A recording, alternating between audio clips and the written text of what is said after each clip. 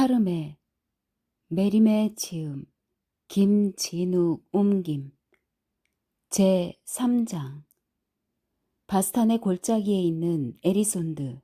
이곳이 내가 태어난 고향입니다. 이름은 돈 리사라벤과라고 합니다. 선생님은 스페인을 상당히 잘 알고 있으니까 이렇게 말씀드리면 이내 내가 바스크 사람이고 선조 대대로 기독교도로 지내왔다는 것을 아시리라고 생각됩니다. 돈이라는 이름은 격에도 맞지 않는 듯 하지만 실은 이유가 있습니다. 에리손드에 가기만 하면 양피지에 적어둔 우리 집에 계보를 볼 수 있어요. 집에서는 나를 종가의 일을 보게 하려고 공부를 시켰습니다. 그런데 본인인 내가 통 글렀던 거예요. 테니스 비슷한 경기를 좋아해서 그 경기에 열중했는데 이것이 신세를 망치는 원인이 되었습니다. 우리 나바라 사람들은 폼을 하기 시작하면 모든 걸 잊어버립니다. 어느 날 내가 이 경기에서 이기자 알라바 태생의 젊은이가 싸움을 걸어왔어요. 둘이서 마킬라 곤봉, 바스크 사람들이 사용하는 쇠고리가 끼워진 곤봉을 들고 맞서게 되었는데 이번에도 이긴 쪽은 나였어요. 하지만 이 때문에 고향을 배반하지 않으면 안 되게 되었습니다. 도중에 나는 용기병, 16, 17세기 이래의 유럽에서 소형의 머스킷 총으로 무장한 기마 보병, 부대를 만나 마침내 아르만사의 기병연대에 지원병으로 입대해 버렸지요. 산중에 우리 고장 사람들은 어찌된 셈인지 군인 생활을 매우 잘 해냅니다. 나는 곧 하사가 되었어요. 이어 중사까지 시켜준다는 내라까지 있었는데 마침 그때 세빌야의 담배 공자의 위병으로 전출되었어요. 이것이 일행의 불운의 시초였습니다. 세빌야에 가시면 보실 수 있겠지만 그 커다란 건물은 과달키비르 강가 근처에 성벽 밖에 우뚝 솟아 있어요. 그 공장의 문이나 문 옆에 위병 대기소가 지금도 눈에 보이는 듯한 느낌이 듭니다. 스페인 사람들은 당번 일대에는 트럼프 놀이를 하거나 아니면 앉은 채 졸고 있지만 나는 어쨌든 강직한 나바라 사람이므로 언제나 긴장하고 있었어요. 에판 그레트를 매달려고 노쇠줄로 사슬을 만들고 있으려니까 동료들이 종을 치는군. 계집애들이 일하러 되돌아오겠다 라고 제각기 외치는 거예요. 아시겠지만 그 공장에는 분명히 4,500명의 여자들이 일을 하고 있습니다. 커다란 방에서 권련을 말며 작업하는 게 이 여자들의 일이며 남자는 감찰관의 허가를 받지 않고는 이곳에 들어갈 수 없게 되어 있어요. 더울 때에는 여자들, 특히 젊은 여자들은 한쪽 어깨의 옷을 벗고 살을 드러내게 되기 때문이라는 겁니다. 여공들이 점심 식사를 끝내고 돌아올 시각에는 젊은 남자들이 그 행렬을 구경하러 잔뜩 모여듭니다. 그리고 어떻게든 구실을 붙여 농담을 해대는 거예요. 하긴 얇은 호박단, 비단의 일종, 숄 따위를 받아도 필요 없다고 되돌려주는 아가씨는 없으니까. 호기심 많은 자들은 이 낚시질 놀이에서는 몸을 좀 구부리기만 하면 물고기를 손으로 잡을 수 있는 셈입니다. 다른 자들이 계속 구경하고 있을 동안에 나는 문 옆에 의자에 긴장한 표정으로 앉아 있었어요. 그 무렵에 나는 순진했습니다.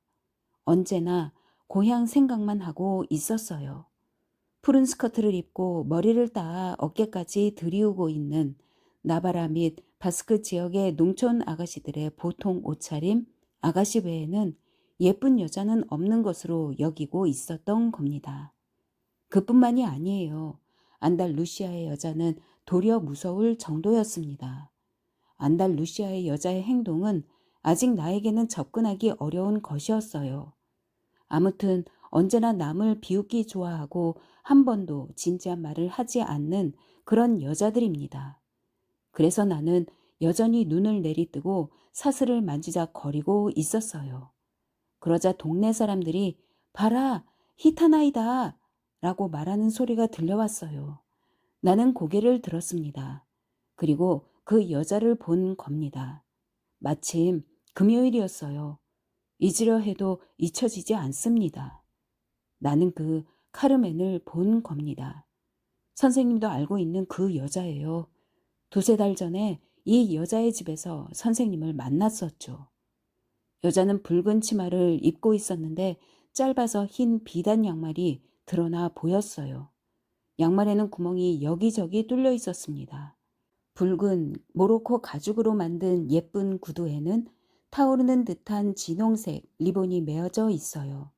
일부러 쇼를 펼쳐 어깨를 드러내 보이고 속옷 밖으로 삐져나와 있는 커다란 아카시아 꽃다발을 자랑스럽게 내 보이고 있었습니다.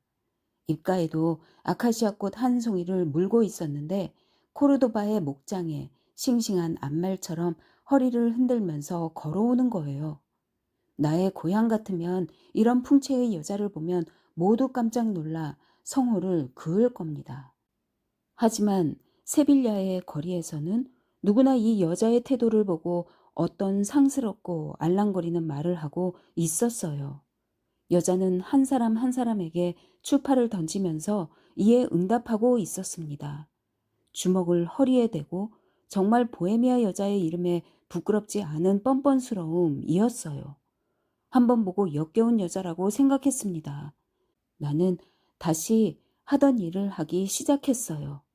그런데 여자는 여자와 고양이는 사람이 부를 때는 오지 않고 부르지 않을 때는 오는 법인데 예외 없이 나의 앞에 멈춰서서 말을 건 겁니다. 이봐요 아저씨, 내 금고 열쇠를 허리에 차게 그 철사를 좀 줘요. 여자는 안달루시아 풍으로 이렇게 말했어요. 안 돼요. 나의 에판그레트 확행침을 달아두어야 해요. 나는 이렇게 대답했습니다. 어머, 바늘이라고요? 어머나, 레이스 뜨개질이라도 하나요? 남자가 바늘이 필요하다니? 여자는 웃으면서 이렇게 외쳤어요. 거기에 있던 사람들도 와 하고 몸을 가누지 못할 만큼 웃어대었습니다. 나는 얼굴이 붉어지는 걸 느끼고 있었지만 뭐라고 대답하려 해도 말이 나오지 않았어요. 그러자 여자는 계속해서 이렇게 말하는 겁니다. 내가 무척 좋아하는 아저씨? 쇼를 만들려고 그러니까 검은 레이스를 칠 오느 정도 떠줘요. 네? 내가 무척 좋아하는 뜨개질하는 아저씨? 그리고 입에 물고 있던 아카시아 꽃을 손에 옮겨쥐더니 엄지손가락으로 튀겨서 바로 나의 눈썹과 눈썹 사이로 내던졌어요. 총알에 맞은 듯한 느낌이었습니다. 쥐구멍이라도 들어가고 싶다는 말은 이런 경우를 말하는 것일까요? 나는 판자처럼 굳어져서 가만히 서 있었습니다. 여자가 공장 안으로 들어가 버리자 아카시아 꽃이 양 발 사이에 떨어져 있는 걸 알아챘어요. 마가 끼었다고나 할까요? 동료들이 알아채기 전에 그것을 집어들어 소중히 우도 속에 넣었습니다. 이것이 최초의 실수였어요. 두세 시간이 지나간 후에도 나는 계속 그 생각을 하고 있었습니다.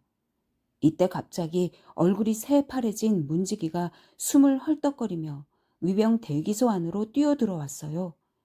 권련을 만들고 있는 커다란 방에서 여자 한 명이 크게 다쳤으니 위병을 보내달라는 겁니다.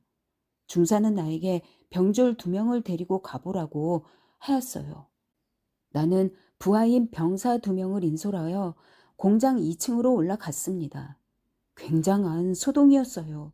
느닷없이 방 안으로 들어가자 300여 명의 여자들이 속옷 차림으로 또는 그와 유사한 모습으로 한꺼번에 외치고 아우성치고 손을 휘두르는 광경이 눈에 들어왔습니다.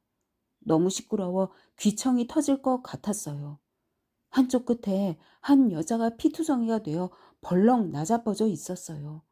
얼굴에는 X자 모양의 상처를 입고 있는데 방금 상대로부터 주머니 칼로 2번쯤 찔린 모양이었어요.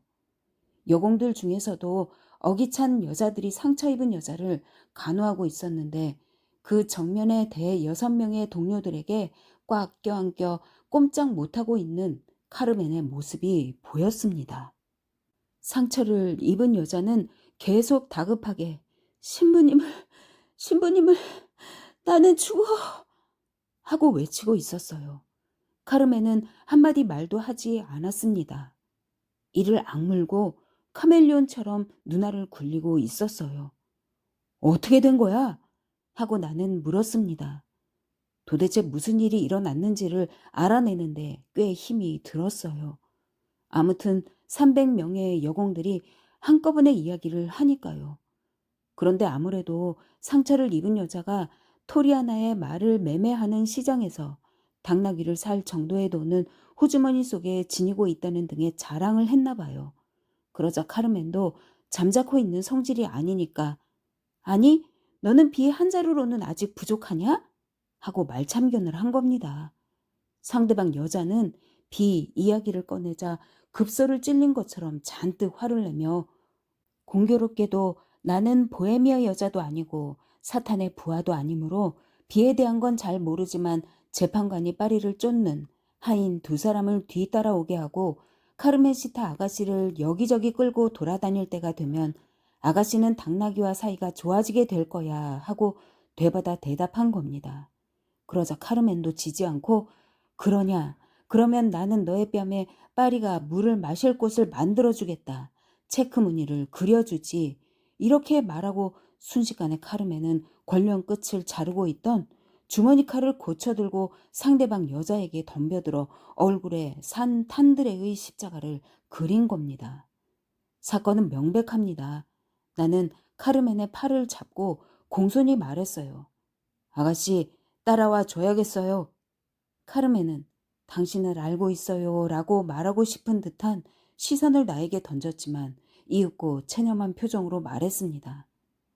갑시다. 아니, 내 숄은 어디 갔지?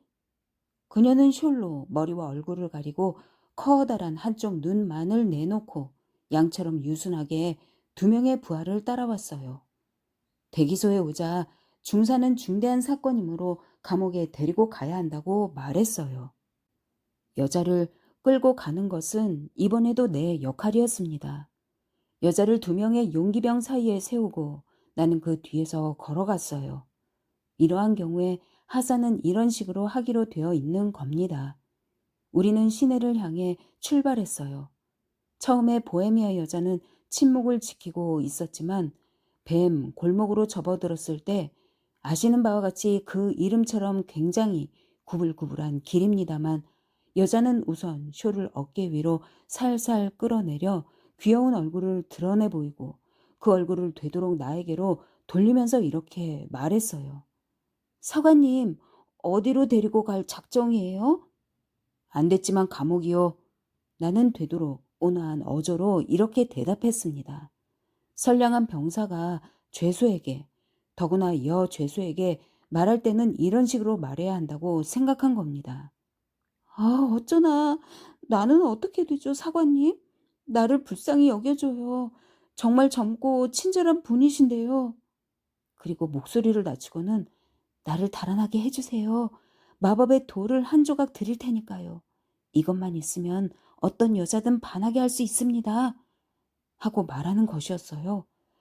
그 바라치라는 것은 자석인데 사용 방법만 알고 있으면 그것으로 여러 가지 마법을 부릴 수 있다고 보헤미아 사람들은 말했어요. 이 돌을 줄질하여 가른 것을 100포도주가 담겨진 컵 속에 조금 넣어 여자에게 먹이면 여자는 즉시 저항하지 않게 된다는 겁니다. 되도록 위험이 있는 어조로 나는 이렇게 대답해 주었어요. 여기서 이러고 있는 것은 농담을 하기 위해서가 아니오. 감옥에 가기 위해서요. 명령이니까 이제 와서 어떻게 할 도리가 없는 거요. 우리 바스크 사람들은 일종의 특별한 말투를 갖고 있기 때문에 쉽게 스페인 사람과 구별할 수 있습니다. 그런데 그 반대로 네, 그렇습니다. 라는 말 한마디를 익힐 수 있는 사람은 스페인 사람들 중에는 한 명도 없어요. 그래서 내가 바스크에서 온 남자라는 것을 카르멘은 손쉽게 알아챈 겁니다. 알고 계시겠지만 보헤미아 사람은 어디에 고국이 따로 있는 게 아니라 1년 내내 여행을 하고 있으므로 어느 나라 말이나 구사합니다. 대부분의 사람들은 포르투갈, 프랑스, 바스크 지방, 카탈루니아, 그 밖에 사방이 자신의 고국이나 마찬가지예요. 무어 사람이나 영국인과도 이야기가 통합니다. 카르멘은 바스크 말을 꽤 잘 알고 있었어요. 어머, 반가워요. 당신은 내 고향 분이시군요. 갑자기 나를 향해 이렇게 말하는 겁니다. 선생님 앞이지만 우리 고향의 말은 정말 아름다운 말이에요. 다른 나라에 나가 있으면서 그 말을 들으면 가슴이 설렐 정도입니다. 참회의 말을 들어주실 신부님 중에도 고향분이 있으면 좋겠는데요. 목소리를 낮추면서 이렇게 덧붙여 말했어요. 잠시 가만히 입을 다물고 있더니 이윽고 말을 계속했습니다. 나는 에리손드 사람이요. 여자가 고향말로 이야기하는 것을 듣고 몹시 감동한 나는 바스크 말로 이렇게 대답했습니다. 나는 에철라르 태생이에요. 에철라르는 우리 동네에서 가려면 4시간쯤 걸리는 곳입니다. 그녀는 계속 말을 이었어요. 보헤미아 사람 때문에 세빌야도 오게 된 거예요. 어떻게든 나바라에 있는 어머니 곁으로 돌아갈 수 있을 만큼의 돈을 벌려고 공장에서 일을 하고 있었습니다. 어머니가 의지할 곳이란 나 하나밖에 없어요. 게다가 사과주를 만드는 사과나무가 20그루 정도 심어져 있는 작은 바라테아가 있을 뿐입니다. 정말 그 새하얗게 눈이 쌓인 산이 눈앞에 보이는 고향에 있기만 하면 이런 꼴을 당하지 않았을 거예요. 내가 이런 사기꾼들이나 썩은 오렌지를 파는 자들의 나라 사람이 아니라고 해서 모두들 나에게 창피를 준 겁니다. 그뿐만이 아니에요. 내가 세빌야의 젊은이들이 아무리 단도를 자랑해 보이며 무리지어 몰려와도 푸른 베레모를 쓰고 곤봉을 가진 우리 고장 젊은이들은 눈 하나 까딱도 않는다고 말해주었더니 그 뻔뻔스런 자들이 몰려들어 내게 덤벼든 겁니다. 이봐요. 고향 여자를 도와준다고 생각하고 어떻게 해주지 않겠어요? 여자는 거짓말을 하고 있었던 겁니다. 그 여자는 늘 거짓말만 했어요. 평생 동안 그 여자가 한마디라도 진실을 말했는지 어떤지 의심스러워요. 하지만 여자가 그렇게 말했을 때 나는 믿어버렸습니다. 자신의 힘으로는 어찌할 도리가 없었던 겁니다. 여자는 바스크 말을 자꾸만 틀리게 했어요. 그래도 나는 나바라의 여자 일이라고 생각했습니다. 여자의 눈과 입과 피부색을 보면 아무래도 보헤미아 사람 같아 보였어요. 내 머리가 돌았던 겁니다. 그때는 아무것도 알아채지 못했어요. 뿐만 아니라 만일 스페인 살마들이 자신의 고향 욕을 늘어놓기라도 하면 여자가 아까 동료인 여공에게 덤벼든 것처럼 나도 그자들의 얼굴에 일격을 가했을지도 모른다고까지 생각하고 있었던 겁니다. 요컨대 술에 취한 남자나 마찬가지였어요. 어리석은 소리를 입에 올리기 시작했습니다. 이내 어리석은 짓을 실행할지도 모르는 상태가 되어 있었어요. 내가 당신을 떠밀고 당신이 넘어져 주기만 하면 이런 카스틸리아의 풋내기 병사 2명한테 붙잡히지는 않아요. 여자는 바스크 말로 이야기를 계속하면서 이렇게 말했어요. 어찌된 셈인지 나는 명령이고 뭐고 다 잊어버린 겁니다. 나는 여자를 향해 이렇게 말했어요. 좋아요. 그럼 해보라고. 우리 고장의 산에 성모님의 가호가 있으시길. 마침 이때 우리는 세빌야 시내에서 흔히 볼 수 있는 좁은 골목 앞에 접어들고 있었어요. 느닷없이 카르멘이 뒤돌아보자마자 주먹으로 내 가슴을 쳤습니다. 나는 일부러 벌렁 자빠졌어요. 여자는 쓰러져 있는 내 위를 단숨에 뛰어넘었습니다. 그리고 양쪽 장단지를 차내듯이 드러내 보이면서 달리기 시작한 거예요. 바스크 여자의 다리 얘기들을 많이 하지만 이 여자의 다리도 못지 않았어요. 빠르기도 하지만 모양도 상당히 좋았어요. 나는 이내 일어났습니다. 하지만 일부러 창으로 길을 가로막은 겁니다. 그래서 동료인 병사는 뒤쫓아 가려던 순간에 갑자기 저지당한 셈이에요. 그리고는 나 자신도 달리기 시작했습니다. 2명의 부하는 내 뒤에서 달려왔어요. 하지만 이미 늦었어요. 박차를 달고 검을 짤그랑거리고 게다가 창을 손에 들고 있었어요. 따라잡을 걱정은 없어요. 이렇게 이야기를 하면 긴 시간 같지만 순식간에 여자의 모습은 보이지 않았습니다. 뿐만 아니라 골목의 아주머니들이 모두 그녀가 도망치는 걸 도와준 거예요. 우리를 깔보고 놀린 다음 다른 길을 가르쳐 주었습니다. 몇 번이나 왔다 갔다 하고 어정버정 하다가 세 사람은 형무소장의 수령증을 갖지 못한 상태에서 대기소로 돌아가지 않으면 안 되었어요. 부하인 병사는 처벌당하고 싶지 않으므로 카르멘이 바스크 말로 내게 이야기를 했다고 강경히 진술했어요. 사실 그런 계집아이에 주먹을 한 방 맞고 나 같은 거구인 남자가 손쉽게 넘어진다는 것은 그럴듯하게 들릴 턱이 없을 것입니다. 이러한 일은 모두 의심을 할 수 있는, 아니 오히려 너무 명백한 사실이었어요. 위병 근무가 끝나기가 무섭게 나는 계급이 강등되고 1개월 동안 영창에 갇히게 되었습니다. 이것이 군대에 들어온 이후 최초로 처벌당한 일이었어요. 이미 손에 넣은 것으로 여기고 있던 중사 계급장도 나와는 멀어졌습니다. 감옥에 보내져 처음 며칠을 보내면서 나는 너무나 슬펐던 것을 기억하고 있어요. 군대에 들어갈 때에 적어도 장교는 될 작정이었습니다. 롱가와 미나도 같은 고향 사람인데 정식으로 장교가 되었어요. 차파란 갈라는 미나와 마찬가지로 온건파로서 마찬가지로 프랑스의 망명한 남자인데 이 차파란 갈라는 대령이었어요. 이 남자의 동생과 여러 번 폼을 한 적이 있는데 나와 마찬가지로 빈털터리였습니다. 그때 곰곰이 생각했어요. 한 번도 처벌되지 않고 근무해온 지금까지의 세월과 노력이 물거품이 된 것이다. 한 번 실수한 이상 상관들의 호감을 얻기 위해서는 처음에 지원병으로 들어왔을 때보다 10배는 더 일을 해야 한다. 그리고 도대체 나는 왜 벌을 받게 된 것일까? 나를 깔본 그 지긋지긋한 보헤미아 여자 때문이 아닌가? 지금쯤은 거리의 어딘가에서 도둑질이라도 하고 있을 여자 때문이 아닌가? 이렇게 생각하면서도 아무래도 여자 생각을 하지 않을 수 없었어요. 이런 말을 해도 믿어주시겠습니까? 도망칠 때에 코앞에 또렷이 드러내 보이고 간 구멍 뚫린 양말이 언제까지나 눈앞에 어른거리는 거예요. 나는 감옥의 쇠창살 사이로 거리를 내다보았습니다. 하지만 지나가는 많은 여자들 가운데 그 아가씨의 필적할 여자는 한 명도 발견되지 않았어요. 그뿐만이 아닙니다. 본의 아니게 나는 여자가 내 던졌던 아카시아 꽃 냄새를 맡고 있었어요. 꽃은 시들어버려도 여전히 좋은 냄새만은 남아 있었습니다. 만일 마법을 부리는 여자가 있다면 그 여자는 확실히 그런 여자 중에 한 명이었어요.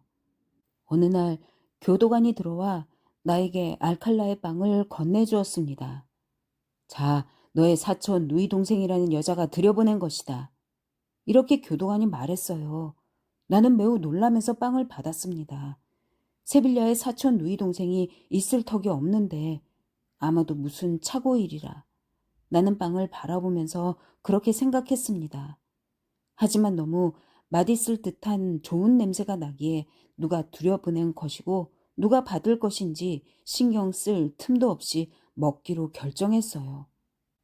그런데 빵을 자르려고 하자 주머니 칼이 뭔가 딱딱한 것에 짤깍 닿았습니다. 자세히 보니 빵을 굽기 전에 밀가루 반죽 속에 넣었던 모양으로 작은 영국제 줄이 한 개 들어 있었어요. 뿐만 아니라 빵 속에 1피아스토라짜리 금화 한 개가 들어 있었습니다. 의심할 여지가 없었어요. 카르멘이 들여보낸 선물이었던 겁니다. 보헤미아 사람에게 있어서는 자유가 전부예요. 감옥 생활을 하루 모면하기 위해서는 도시 하나를 불태워 버릴 수도 있는 인종이에요. 뿐만 아니라 그 여자는 교활하여 방심할 수 없는 여자이므로 이런 빵 따위를 들여보내어 교도관을 조롱한 겁니다. 내가 하려고만 들면 1시간 내에 가장 굵은 쇠창살도 이 작은 줄로 자를 수가 있어요. 이 피아소트라짜리 금화를 갖고 어디든 헌옷가게로 뛰어들면 제복인 두건이 딸린 겉옷을 보통 사람이 입는 의복으로 갈아입을 수 있었을 겁니다. 고향의 산속 절벽 위의 독수리 둥우리에서 몇 번이나 독수리 새끼를 훔쳐본 적이 있는 남자에게 있어 30자 높이도 안 되는 창문에서 한 길로 뛰어내리는 일쯤은 식은 죽 먹기라는 것은 말할 필요도 없겠죠. 하지만 나는 탈옥하고 싶지 않았습니다. 그래도 병사로서의 자존심은 갖고 있었어요. 탈주한다는 것은 아주 나쁜 짓 같은 느낌이 들었던 겁니다. 다만 여자가 나를 잊지 않고 있다는 것에 감동했어요. 감옥에 들어가 있을 때는 자신을 걱정해주는 친구가 외부에 있다고 생각하고 싶어지는 겁니다. 금화가 들어있던 것은 약간 나의 자존심을 손상시켰어요. 금방이라도 돌려주고 싶었습니다. 하지만 돈을 빌려준 사람을 어떻게 찾아내겠어요? 이는 어림도 없는 이야기였습니다. 틀에 박힌 형식대로 계급이 강등되자 나는 역겨운 일도 이것으로 끝이 났다고 생각하고 있었어요. 그런데 또 굴욕적인 일을 당해야 했습니다. 내가 추록하여 다시 근무하라는 명령을 받고 일개 병졸로서 보초를 서고 있던 때의 일이에요. 그러한 경우에 약간 비위가 좋은 남자가 어떤 느낌이 들지 모르실 겁니다. 총살 당하는 편이 낫다. 나는 확실히 그렇게 생각했어요. 적어도 소대의 선두에 서서 혼자서 걸어갑니다. 뭔가 대단한 일을 한 것 같은 느낌이 들죠. 세상 사람들이 얼굴을 쳐다봐 줍니다. 나는 대령의 집 문 앞에서 보초를 서게 되었어요. 대령은 젊고 부자이며 싹싹하고 놀기 좋아하는 장교였습니다. 젊은 장교들은 모두 이 사람의 집으로 모여 들었어요. 동네 사람들도 많이 왔습니다. 여자도 있었는데 사람들에게 물어보니 여배우라고 하더군요. 나로서는 온 동네 녀석들이 내 얼굴을 쳐다보기 위해 대령의 집으로 모여든 것 같은 느낌이 들었습니다. 이때 그곳에 대령의 마차가 들어왔어요. 하인이 마부석에 타고 있어요. 마차에서 내려온 사람은 하타니리아였어요. 그녀가 이날은 마치 보석을 온통 박아넣은 상자처럼 단장하고 있었습니다. 화려하게 차리고 있었어요. 새하얗게 분을 바르고 있었어요. 온몸을 금과 리본으로 장식하고 있었습니다. 금몰로 장식한 옷을 입고 역시 금몰을 곁들인 푸른 구두를 신고 조화와 금실을 온몸에 달고 있었어요. 바스크 북을 손에 들고 있었습니다. 그 밖에 2명의 보헤미아 사람이 함께 있었어요. 한 명은 할머니였어요. 여자들을 데리고 다닐 때는 언제나 할머니 한 명이 필요하죠. 그리고 기타를 껴안은 노인 한 명이 있었습니다. 역시 보헤미아 사람으로 기타를 치면서 여자들을 춤추게 하는 게 그의 역할이에요. 아시는 바와 같이 상류 사회에서는 곧잘 보헤미아 여자를 불러 놀곤 하는데 이는 로말리스 춤을 추게 하기 위해서죠. 로말리스 춤이라는 것은 그녀들 특유의 춤입니다. 하긴 그 밖의 일을 가리키는 경우도 흔히 있어요. 카르멘은 나를 알아보았습니다. 우리는 서로 마주 보았어요. 어찌된 셈인지 스스로도 알 수 없지만 그때 왠지 나는 깊이가 100자나 되는 땅 속에 묻혀버리고 싶은 느낌에 사로잡혔습니다. 안녕하십니까 사관님? 왜 새로 입영한 병사처럼 보초를 섭니까? 그녀는 이렇게 말했어요. 그리고 내가 뭐라고 대답하기도 전에 여자는 이미 집 안으로 사라져 버렸어요. 상류 사회의 사람들이 모두 안마당, 파티오에 모인 겁니다. 사람들이 잔뜩 모여 있었지만 나는 쇠창살, 세빌야의 집들은 대개 회랑으로 둘러싸인 안마당을 갖고 있다. 여름에는 거기에 모이는 것이다. 이 마당에는 천막이 쳐져 있는데 낮에는 거기에 물을 뿌리고 밤이 되면 걷어버린다. 한 길의 면한 출입문은 대개 열어 젖혀져 있으며 앞마당으로 가는 통로, 즉 자관에는 매우 우아한 장식을 한 쇠창살 문이 늘 닫혀져 있다. 너머로 내부에서 일어나고 있는 일을 거의 하나도 빠뜨리지 않고 바라보고 있었습니다. 캐스터네츠 소리를 들었어요. 북소리도 들었습니다. 때로는 북을 껴안은 채 뛰어오르는 순간에 여자의 머리가 보이는 수도 있었습니다.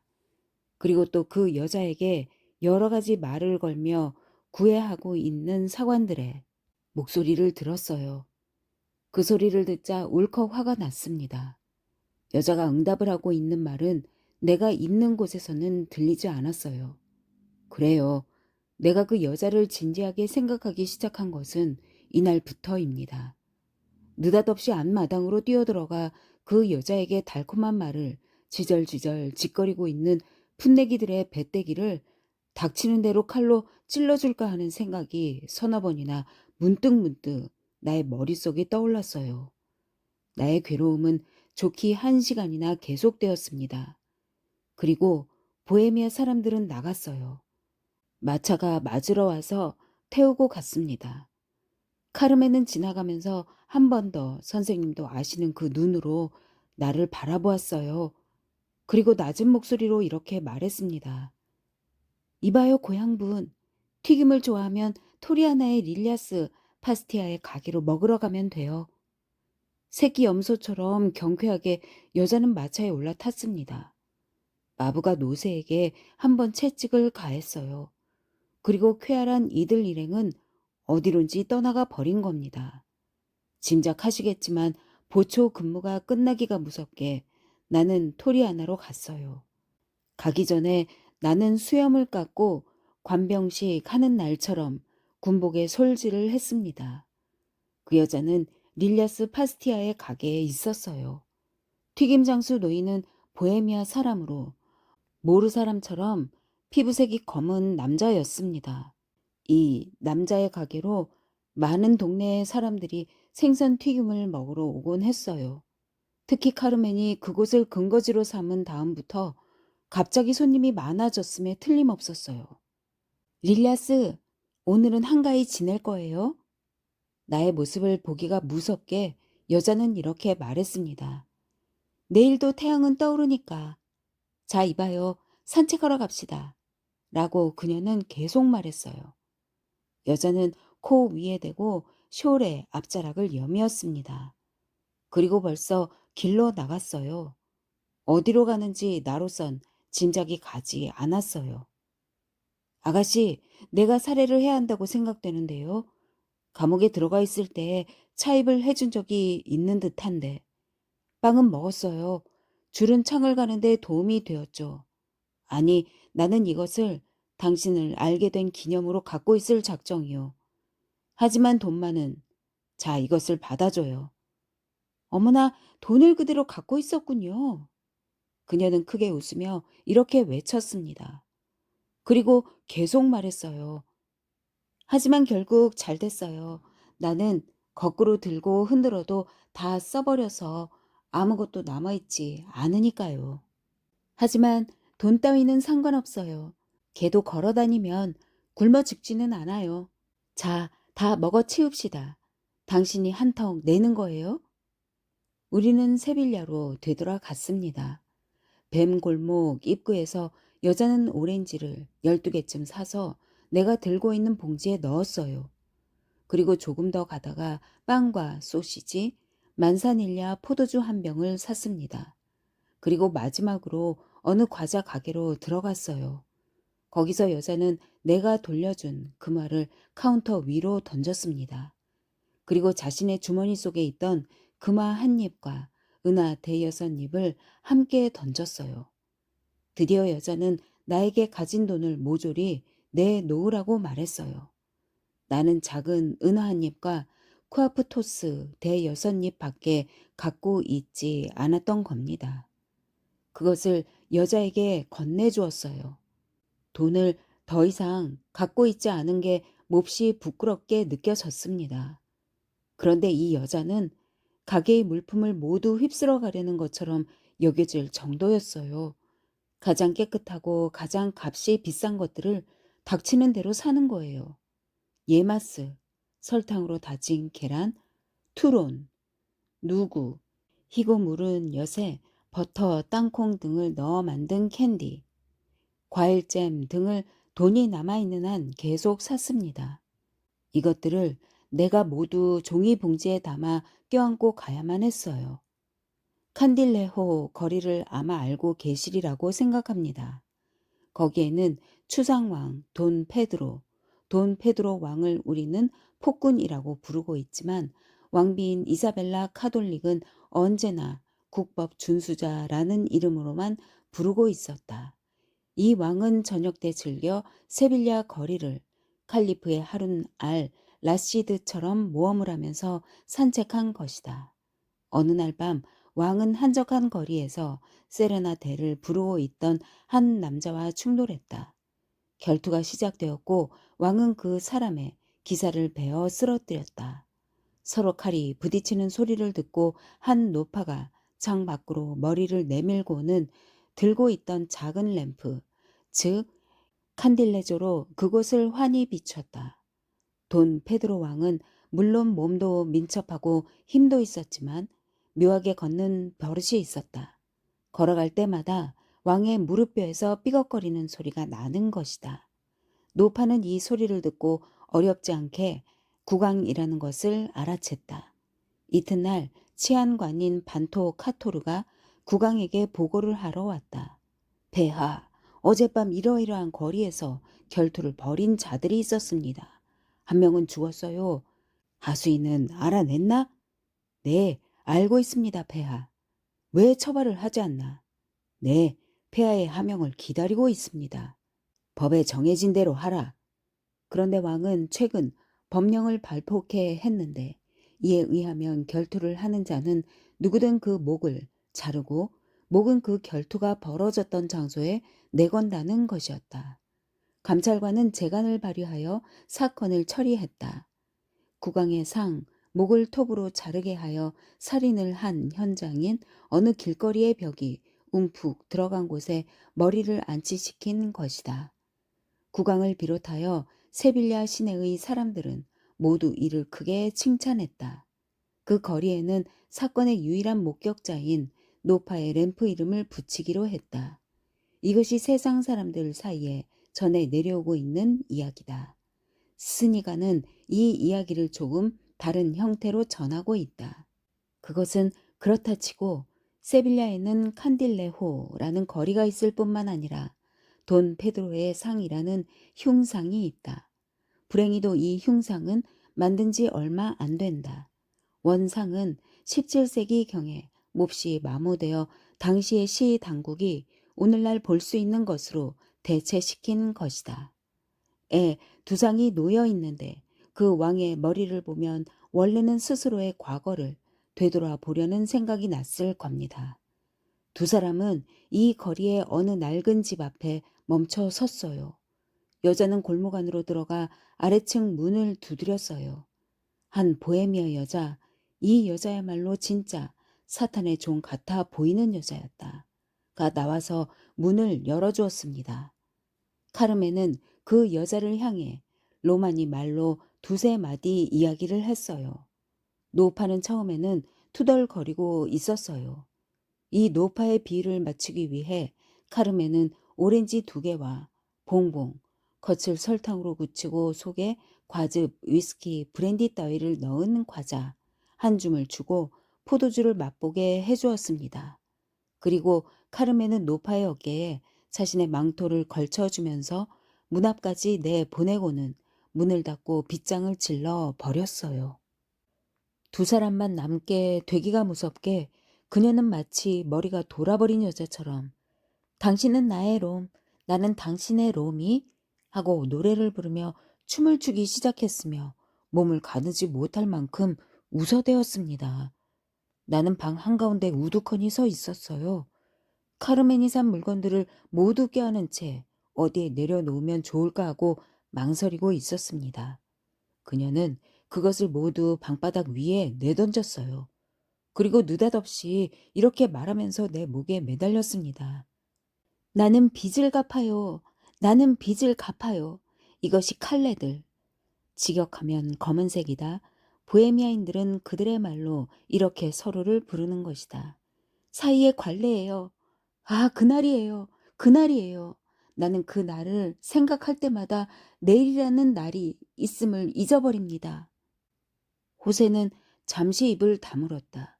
그리고 여성연에 불을 다시 붙이고 이야기를 계속했다.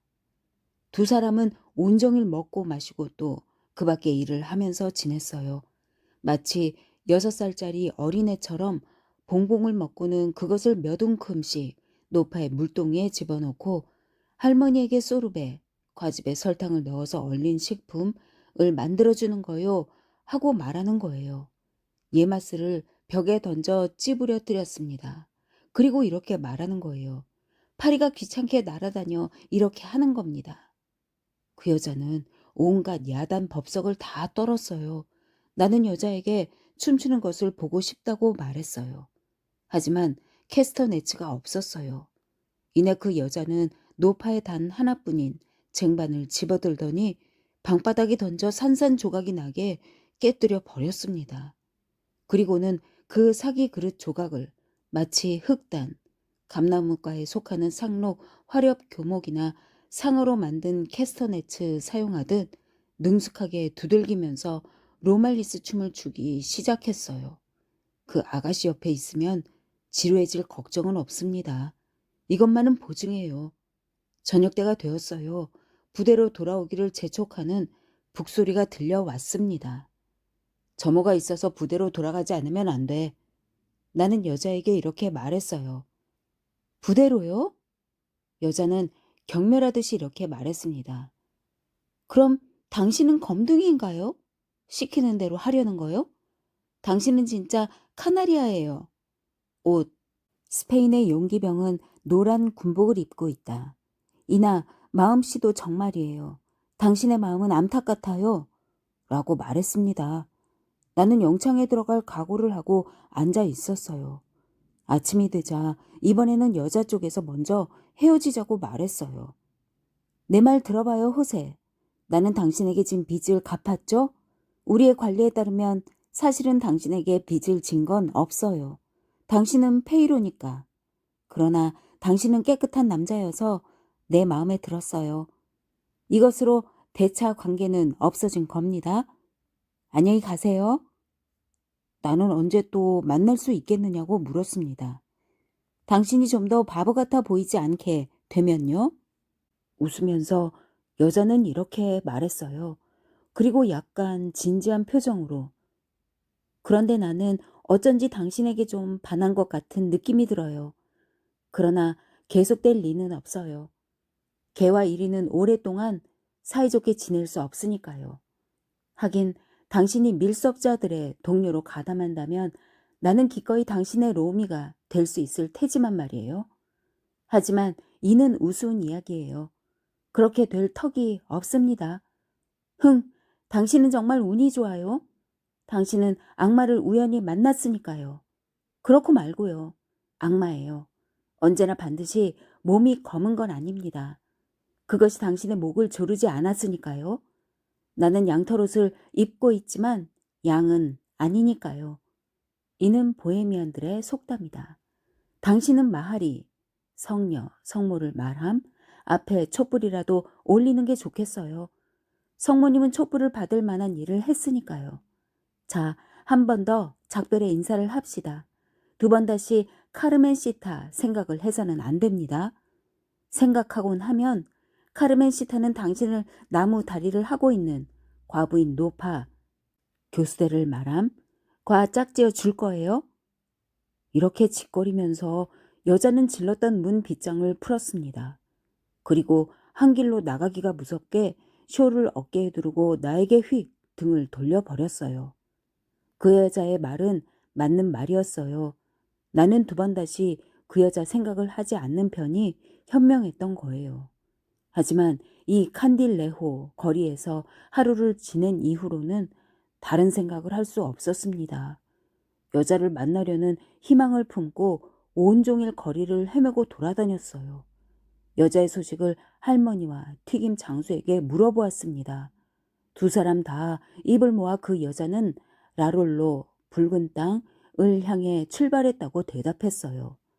그들 사이에서는 포르투갈을 이렇게 부르고 있는 거예요. 그들이 이렇게 말하고 있는 것은 카르멘이 그렇게 대답하라고 시켰기 때문일 것임에 틀림없었어요. 얼마 후에 그들이 거짓말을 하고 있다는 것을 알게 되었습니다.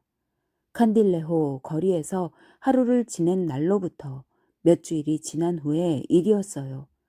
나는 도시의 한 성문 앞에서 보초를 서게 되었습니다. 그 성문에서 조금 떨어진 곳에 있는 성벽이 파손되어 갈라져 있었던 거예요. 낮에는 인부들이 일하고 있고 밤에는 밀수입꾼들을 감시하기 위해 보초를 세워둔 겁니다. 낮에 릴리아스 파스티아가 파수막 근처를 왔다 갔다 하다가 동료인 보초병들을 상대로 뭔가 이야기를 하고 있는 걸 목격했어요. 모두 이 남자와는 잘 아는 사이예요. 이 남자가 파는 생선튀김은 더 잘 알고 있죠. 그는 내게 다가와서 카르멘의 소식을 아느냐고 물었습니다. 몰라요. 하고 나는 대답했어요. 그럼 이제 곧 알게 될 거요. 그의 말은 적중했습니다. 밤에 나는 성문이 파손되어 갈라진 곳에서 보초를 섰어요. 하사가 떠나기가 무섭게 한 여자가 나에게로 걸어오는 게 보였습니다. 카르멘이야. 나는 마음속으로 이렇게 속삭였어요. 그래도 역시 나는 외쳤습니다. 누구야? 지나갈 수 없다. 심술궂은 소리 하지 말아요.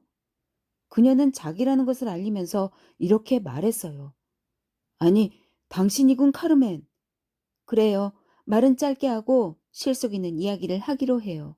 당신은 돈을 갖고 싶지 않아요? 곧 짐을 둘러맨 자들이 올 테니까 잠자코 통과시켜 줘요. 안 돼. 통과시킬 수 없어요. 명령이요. 나는 이렇게 대답했습니다. 명령이라니. 당신은 칸딜레호 거리에서는 명령 따위는 잊고 있었잖아요? 음? 나는 그것을 생각해내기만 해도 마음이 산란해져 이렇게 대답했습니다. 그것은 정말 명령을 잊을 만큼의 값어치가 있었던 거예요. 하지만 나는 밀수업자의 돈은 받고 싶지 않아. 그럼 좋아요. 당신이 돈을 받고 싶지 않다면 한 번 더 도로테아 할머니의 집에 함께 가서 식사를 하고 싶은 생각은 없나요? 안 돼. 나는 그럴 수 없어. 나는 필사적으로 거의 목이 막힌 소리로 이렇게 대답했습니다. 그럼 좋아요. 당신이 그렇게 성미가 까다로운 사람이라면 내게도 생각이 있어요. 당신의 대장을 찾아가 도로테아의 집에 함께 갑시다 라고 말할 거예요. 그 사람은 싹싹한 사람 같아 보이니까. 적당히 눈 감을 줄도 아는 약삭 빠른 녀석이 보초를 서게 해줄 거예요. 그럼 안녕. 카나리아 씨, 명령에 실컷 웃어주겠어요? 나는 여자를 불러서 되돌아오게 했습니다. 그리고 필요하면 동료를 모두 통과시켜 주겠다. 다만 한 가지 원하는 사례를 받을 수 있다면 하고 약속해 버렸어요. 여자는 곧 내일이라도 약속을 이행하겠다고 맹세했어요. 그리고 그녀는 이내 근처에서 대기하고 있는 동료들에게 알리기 위해 달려갔습니다. 동료들은 5명이었어요.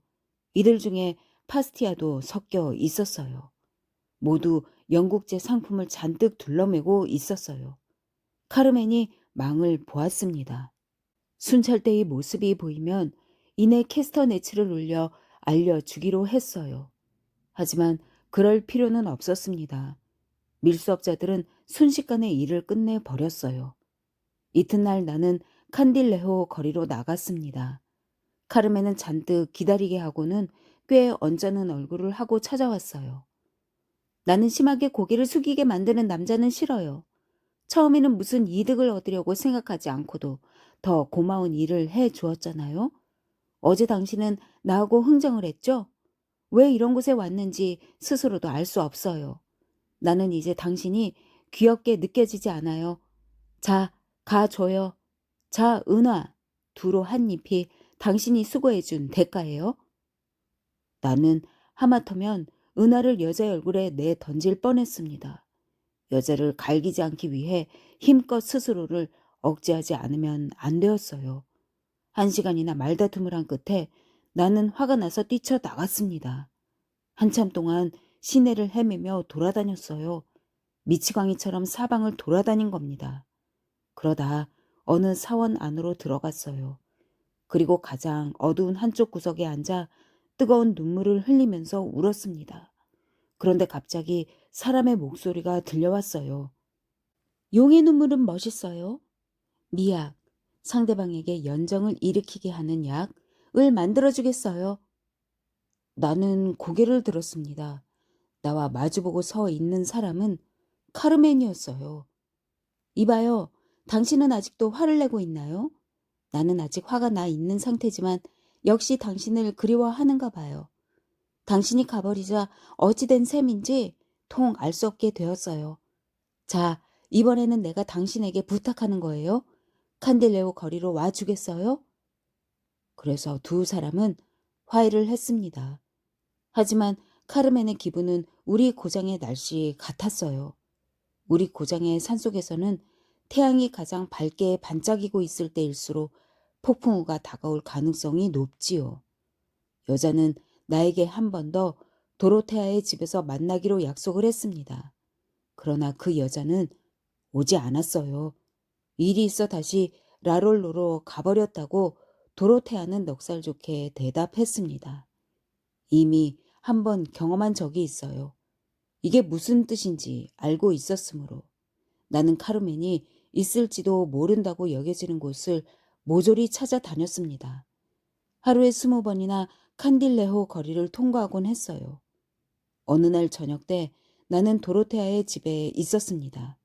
이 노파에게 이따금 아니제트 따위를 대접하여 포섭해둔 거예요. 이때 카르멘이 젊은 남자를 데리고 들어왔습니다. 우리 연대의 중이었어요. 빨리 어디로든 가요. 여자는 바스크 말로 이렇게 말했습니다. 나는 어이가 없어 그 자리에 못 박혀 있었어요. 화가 나서 속이 부글부글 끓어오르는 것 같았어요. 이놈아, 여기서 뭘 하고 있나? 물러가! 나가! 중이는 나에게 이렇게 호통쳤습니다. 한 발짝도 움직일 수 없었어요. 마치 못 박힌 것 같았어요. 내가 물러가지도 않고 군모를 벗지도 않는 것을 보고 화가 난 장교는 나의 목덜미를 잡고 거칠게 휘둘렀습니다. 나는 상대를 향해 뭔가 스스로도 알 수 없는 말을 했어요. 상대는 칼을 뽑았어요. 나도 칼을 뽑았습니다. 할머니가 나의 팔을 잡았어요. 중이는 나의 이마를 한번 내리쳤어요. 지금도 상처 자국이 남아 있습니다. 나는 한 발짝 뒤로 물러나 팔꿈치로 도로테아를 쓰러뜨렸어요. 중이가 쫓아오기에 목 찌르기 태세를 취했습니다. 그러자 그가 덤벼들어 찔려버렸어요. 카르멘이 그때 램프 불을 껐습니다. 도로테아를 향해 자기들의 말로 달아나라고 말했어요. 나 자신도 밖으로 도망쳐 무턱대고 달려갔습니다. 누군가가 뒤쫓아오는 듯한 느낌이 들었어요. 정신을 차려보니 카르멘이 내 곁을 떠나지 않고 따라오고 있었어요. 정말 얼간이 같은 카나리아군요. 당신은 어리석은 짓밖에 못할 사람이에요. 그래서 내가 말했죠. 당신이 화근이 될 거라고 말이에요. 아무튼 로마의 네덜란드 아가씨, 보헤미아 여자를 의미하는 속어, 로마는 여기서는 영원한 도시라는 의미가 아니라 로미, 즉 결혼한 인간. 보헤미아인들은 스스로를 이러한 이름으로 부르고 있다. 의 나라라는 의미이다. 스페인에 나타난 최초의 보헤미안들은 아마 네덜란드에서 건너왔으리라. 그들의 플라망도라는 이름은 여기서 전해오고 있는 것이다. 가 옆에 있는 한 어떤 경우나 빠져나갈 길은 있어요. 제일 먼저 이 손수건을 머리에 대고 그리고 그 혁대를 이리 줘요. 이 골목에서 기다리고 있어요. 곧 돌아올 테니. 그녀는 모습을 감추었어요. 그리고 잠시 후에 어디서 구해왔는지 줄무늬가 있는 망토 하나를 가져다 주었습니다. 군복을 벗기고 속옷 위에 그 망토를 입혀주었어요. 이러한 옷차림을 하고 머리에 입은 상처를 손수건으로 감은 모습은 세빌야의 추파스, 알뿌리로 상당히 맛있는 음료수를 만들 수 있다로 만든 음료를 팔러 나오는 발렌시아의 농부와 비슷한 모습이었습니다. 그리고 그녀는 도로테아의 집과 흡사한 좁은 골목 안쪽에 있는 집으로 나를 데리고 갔어요. 그녀와 또 한 명의 보헤미아 여자가 나의 상처 입은 곳을 씻어주고 어느 군의도 그렇게 할 수 없을 만큼 능숙하게 치료를 해주었습니다.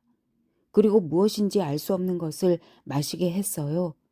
마침내 나는 모포로 만든 요 위에 누워 잠들어 버렸어요.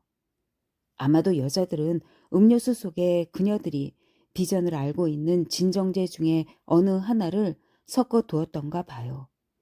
나는 이튿날 아주 늦게 잠에서 깨어났습니다. 심하게 두통이 나고 약간 열이 있었어요. 간밤에 저지른 무서운 광경의 기억이 되살아나기까지는 잠시 시간이 걸렸습니다. 나의 상처 입은 곳을 치료한 다음에 카르멘과 그녀의 친구는 둘 다 나의 이불 옆에 쭈그리고 앉아 그 칩에 칼리 말로 이야기를 주고 받았어요. 아무래도 간병에 관한 상담을 하고 있는 모양이었습니다. 그리고 두 사람 다 곧 나올 테니 안심하고 있으라고 말해 주었어요. 그러나 한시 앞이 세빌야를 떠나야 한다는 겁니다. 붙잡히면 가차없이 총살 당하고 말 테니까요. 카르멘은 내게 이렇게 말했습니다. 이봐요. 국왕이 이제는 당신에게 쌀이나 건 대구, 스페인 병사들이 늘 먹는 음식도 주지 않게 되었으니 당신은 스스로 무슨 일이든 해야 해요. 스스로 먹고 살아갈 일을 생각하지 않으면 안 됩니다. 당신은 눈치 빠르게 도둑질을 하기에는 교묘히 훔치다 거칠게 하지 않고 남의 눈을 속여 훔치다. 너무 얼간이 같지만 몸은 민첩하고 힘이 있으며 배짱도 있으니까 해변가로 가는 게 좋아요. 그리고 밀수업자가 되라고요. 당신을 교수대에 매달아 주겠다고 약속했잖아요. 그게 총살당하는 것보다는 근사하다고요. 게다가 배짱만 있으면 임금님 같은 생활을 할 수 있어요. 민용, 일종의 의용대나 해변 순찰대에게 목덜미를 잡히지 않는 동안은 태평이라고요. 이러한 달콤한 말투로 이 악마와도 같은 여자는 나에게 시키려고 하는 새로운 생활을 묘사해 보였던 겁니다. 아니, 사실은 사형당할 죄를 지은 지금으로서는 나에게 남겨진 단 하나의 생활이었어요. 이런 말을 할 필요가 있을까요? 그 여자는 손쉽게 내가 마음을 정하게 만든 겁니다. 이렇게 해서 생겨난 반역의 생활에 의해 한층 더 친밀하게 이 여자와 결부되는 듯한 느낌이 들었어요. 오늘부터는 그녀의 사랑은 확실히 나의 것이다. 이렇게 생각한 거예요. 안달루시아에 횡행하고 있는 밀수업자가 있다는 것은 이따금 소문을 들어 알고 있었습니다. 좋은 말을 타고 한 손에 총을 들고 정부를 한 명씩 안장 뒤에 태우고 있다는 겁니다. 벌써 나는 이 아름다운 보헤미아 여자를 안장 뒤에 태우고 들판을 종횡으로 돌아다니는 자신의 모습을 머리에 떠올리고 있었어요. 여자에게 그 이야기를 하자 마구 웃어댔습니다.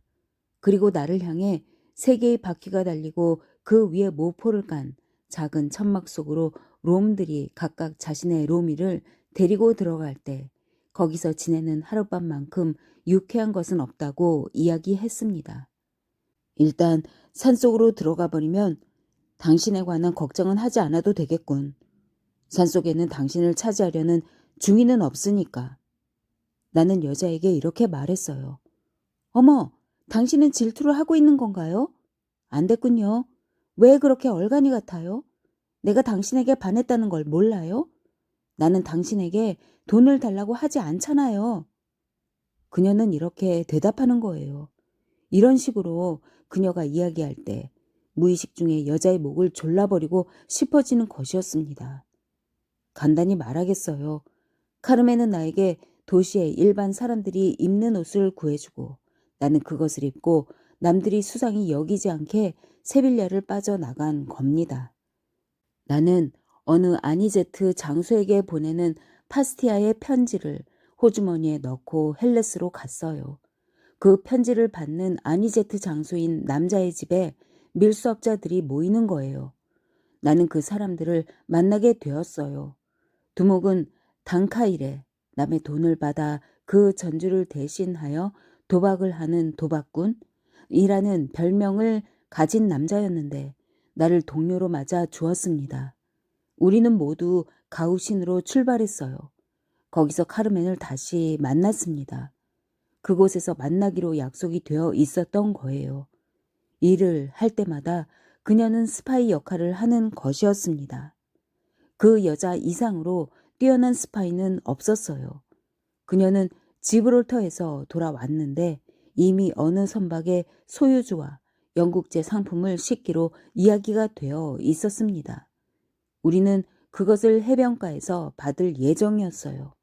그래서 에스토포나 부근으로 가서 그것이 오기를 기다리고 있었습니다.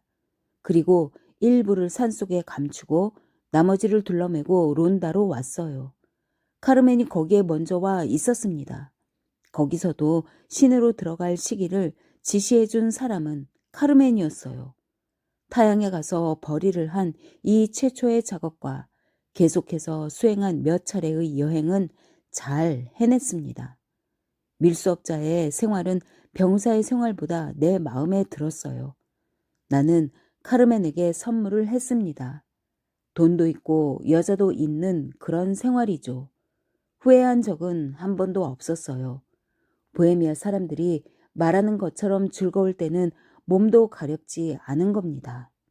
우리는 어디서나 환영을 받았어요. 동료들도 나에게 잘해주고 존경하기까지 했습니다. 그 이유는 내가 사람을 한 명 죽였기 때문이라는 겁니다. 그들 중에도 과거에 그러한 짓을 한 적이 없는 녀석도 있기는 했어요. 하지만 그 이상으로 새로운 생활 속에서 나의 기분을 활기차게 만든 것은 카르멘을 자주 만날 수 있다는 점이었습니다. 그녀는 이전보다 더 깊은 애정을 보여주었어요. 그러나 동료들 앞에서는 나의 정부라는 것을 인정하려 하지 않았습니다. 그뿐만이 아니에요. 그녀의 행위에 대해서는 동료들에게 한마디도 하지 않겠다고 내가 그녀에게 서약하게 만들었습니다. 나는 이 여자 앞에서는 어떻게 해볼 도리가 없어 그녀의 모든 자의적인 말에 복종했어요. 뿐만 아니라 처음으로 이 여자는 착실한 여자다운 얌전한 태도로 나를 대해주었습니다. 나는 여자의 이전의 행실이 정말로 고쳐진 것으로 믿을 만큼 단순한 남자였어요. 우리 밀수업자의 무리는 8명 내지 10명의 인원으로 구성되어 있었는데 일단 유사시가 아니면 모이지 않습니다. 여느 때는 2명씩 혹은 3명씩 짝을 지어 사방의 도시나 마을에 흩어져 있어요. 동료들은 각기 표면적으로는 어떤 장사를 하고 있습니다. A가 땜장이이면 B는 마소의 거강꾼이라는 식이에요.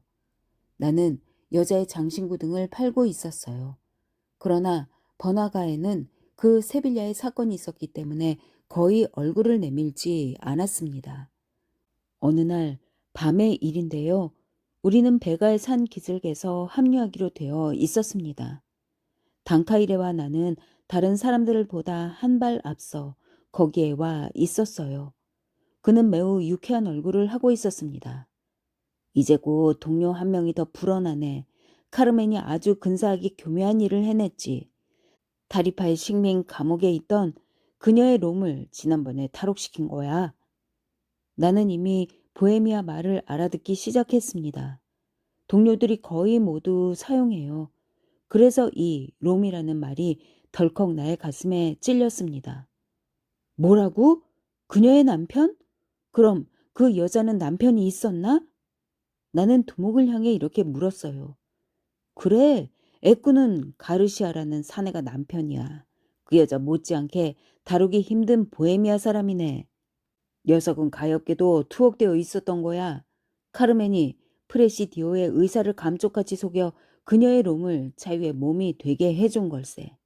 아, 정말 그 계집의 재간은 대단해. 아무튼 2년 전부터 녀석을 탈옥시키려고 계략을 꾸미고 있었으니까. 그런데 형무소장이 바뀌기까지는 통 효험이 없었던 것 같아. 형무소장이 바뀌자 그녀는 재빨리 담합하는 길을 발견한 모양이야. 이 소식이 어떤 느낌을 나에게 주었을는지는 선생님의 상상에 맡기기로 하겠습니다. 얼마 후에 나는 애꾸는 가르시아를 만났어요. 그야말로 보헤미아인들의 생활이 길러낸 가장 악독한 흉도였습니다. 피부색도 검고 뱃속은 더 검은 녀석이에요. 나는 평생 동안 그렇게 지독한 악당은 처음 보았습니다. 카르멘이 이 남자와 함께 왔어요. 그녀가 나의 앞에서 이 남자를 나의 롬이라고 부를 때는 반드시 눈으로 나에게 신호를 했습니다. 그리고 가르시아가 딴 데로 고개를 돌리면 이 말을 찌푸려 보이는 것이었어요. 나는 화가 났습니다. 그날 밤에는 여자에게 말을 하지 않았어요. 이튿날 아침에 짐을 꾸리자 우리는 일찍 출발했어요. 정신을 차려보니 12기 정도의 기마병들이 우리를 뒤쫓아오고 있었어요. 모두 죽여버리겠다고 큰소리치고 있던 안달루시아의 콧대만 센 풋내기들은 순식간에 차마 볼 수 없을 정도로 허둥대고 있었어요. 와 하고 소리를 지르더니 서로 앞다투어 달아났습니다. 단카이레, 가르시아, 레멘다조라는 이름의 에시아 태생인 미남인 젊은이, 그리고 카르멘. 이들만은 냉정함을 잃지 않았어요. 그 밖의 녀석들은 노새를 버리고 말을 타고는 뒤쫓아 올 수 없는 낮은 곳으로 뛰어들어 갔습니다. 우리도 언제까지나 노새를 끌고 갈 수는 없었어요. 급히 물품 중에 가장 고급품들만 안장에서 꺼내어 어깨에 둘러매고 급경사진 곳을 내려가면서 바위 사이를 누비며 달아나려고 했어요. 짐을 먼저 굴려놓고 발 뒤꿈치로 미끄러져 가면서 전속력으로 그것을 뒤쫓아갔어요. 그동안 기마병들은 그늘에 몸을 숨기고 잘 겨누어 총을 쏘아댔습니다. 총알이 바람을 가르는 소리를 들은 것은 이때가 처음이었어요.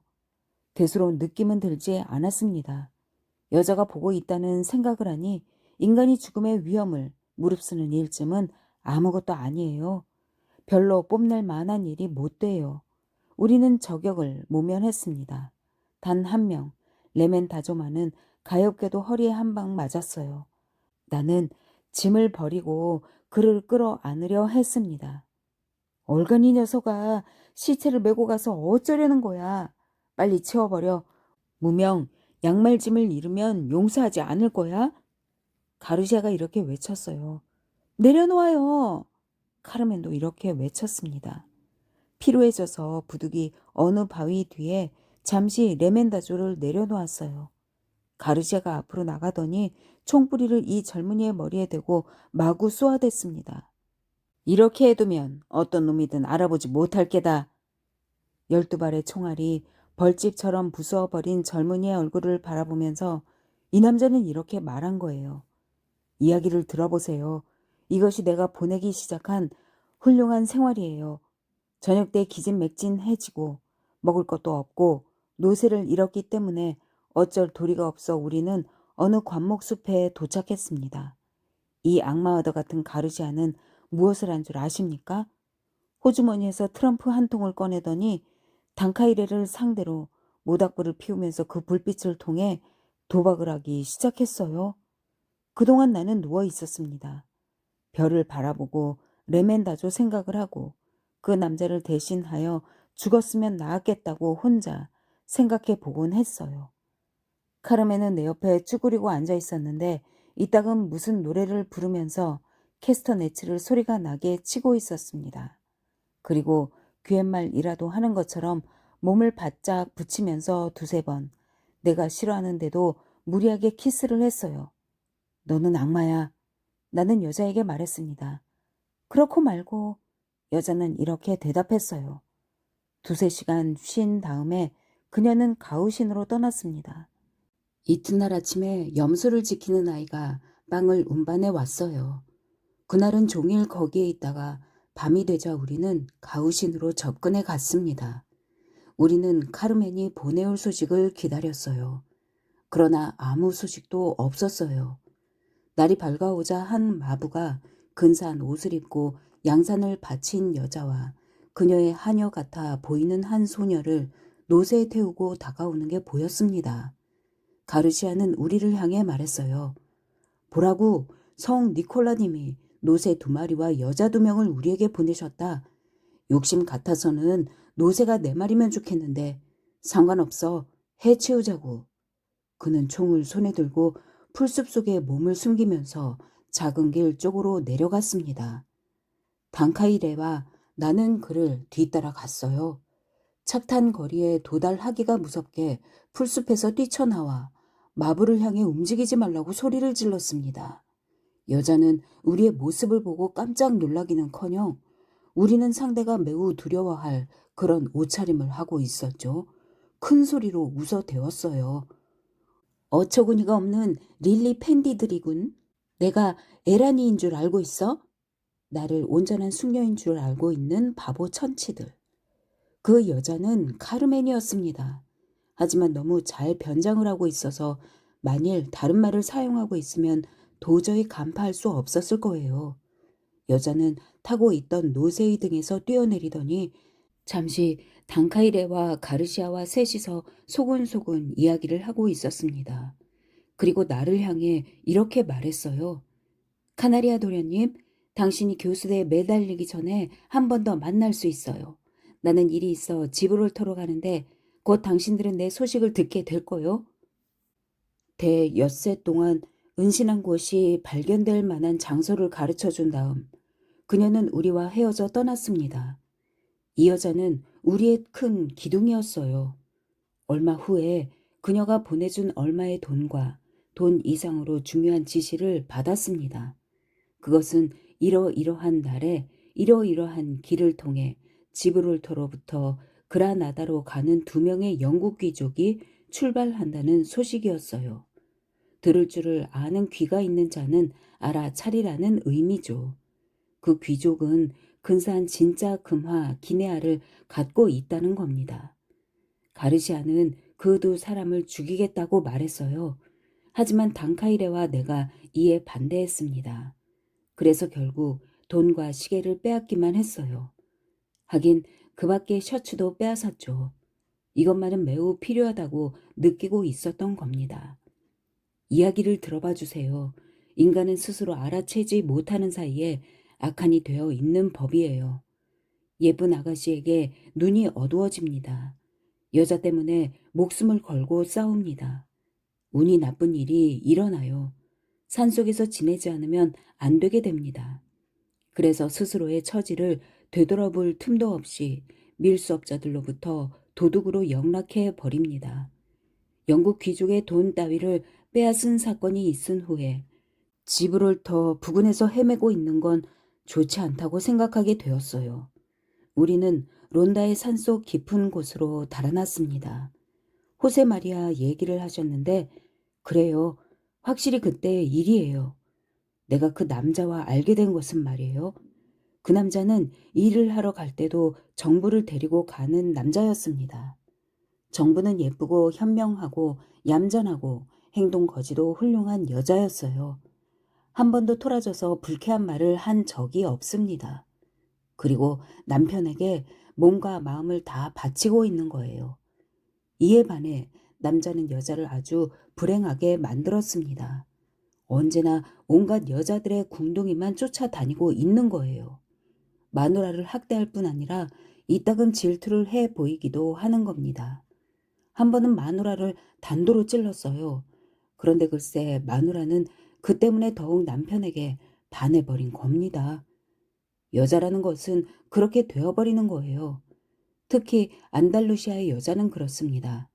그 여자는 팔에 입은 상처 자국을 자랑하며 세상에서 가장 아름다운 것이라도 되는 것처럼 자랑스럽게 내보이고 있었어요.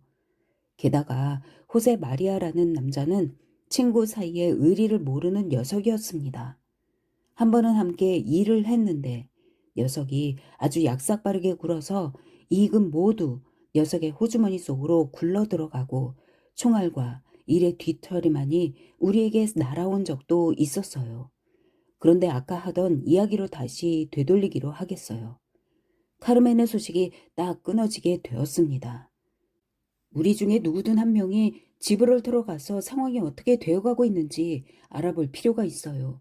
그 여자는 무슨 일을 준비하고 있을 것임에 틀림없어. 내가 가도 좋지만 지브롤터에서는 얼굴이 너무 알려져 있다고 하고 단카이레가 말했어요. 그러자 애꾸눈이 이렇게 말했습니다. 나도 그래. 거기서 모두 나를 알고 있어. 아무튼 새우들을 스페인에서 군복의 색깔과 연관지어 일반 사람들이 영국인을 부르고 있는 이름 감쪽같이 속여주었으니까.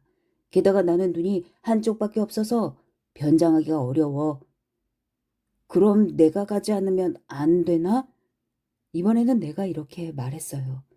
카르멘을 다시 만날 수 있다는 점 하나 때문에 더할 나위 없이 기뻤던 겁니다. 어때? 어떻게 하면 되지? 두 사람이 나에게 말했어요. 아무튼 배를 타거나 아니면 샌로크를 통해 가도록 해. 어느 쪽이든 자네가 좋도록 하라고. 그리고 지브롤터에 도착하면 부두에서 라롤 료나라는 이름의 초콜릿 장수 할머니가 어디에 살고 있는지 물어보라고. 그 할머니를 만나면 그 할머니로부터 거기서 일어나고 있는 일에 관해 이야기를 들을 수 있을 걸세. 세 명 모두 가우신의 산 속으로 가서 두 명의 동료는 그곳에 남고 나만 과일 장수로 변장하여 지브롤터로 가기로 결정이 되었어요. 론다에게 우리와 한패인 한 사람이 어음을 주었어요. 가우신에서는 당나귀를 한 마리 얻었습니다. 나는 당나귀에 오렌지와 멜론을 싣고 출발했습니다. 지브롤터에 도착하자 라롤 누나를 알고 있는 사람이 많은 건 알았지만 그 여자는 죽었거나 아니면 땅끝 피니부스테라에 징역 또는 행방불명으로 가버린 거예요. 이 할머니의 행방불명은 내가 생각하기에 어째서 우리가 카르멘과 연락할 기회를 잃었는가를 설명하는 것이었습니다. 나는 당나귀를 마구간에 메어놓고 오렌지를 둘러매고 그것을 파는 채 하면서 거리를 돌아다녔어요.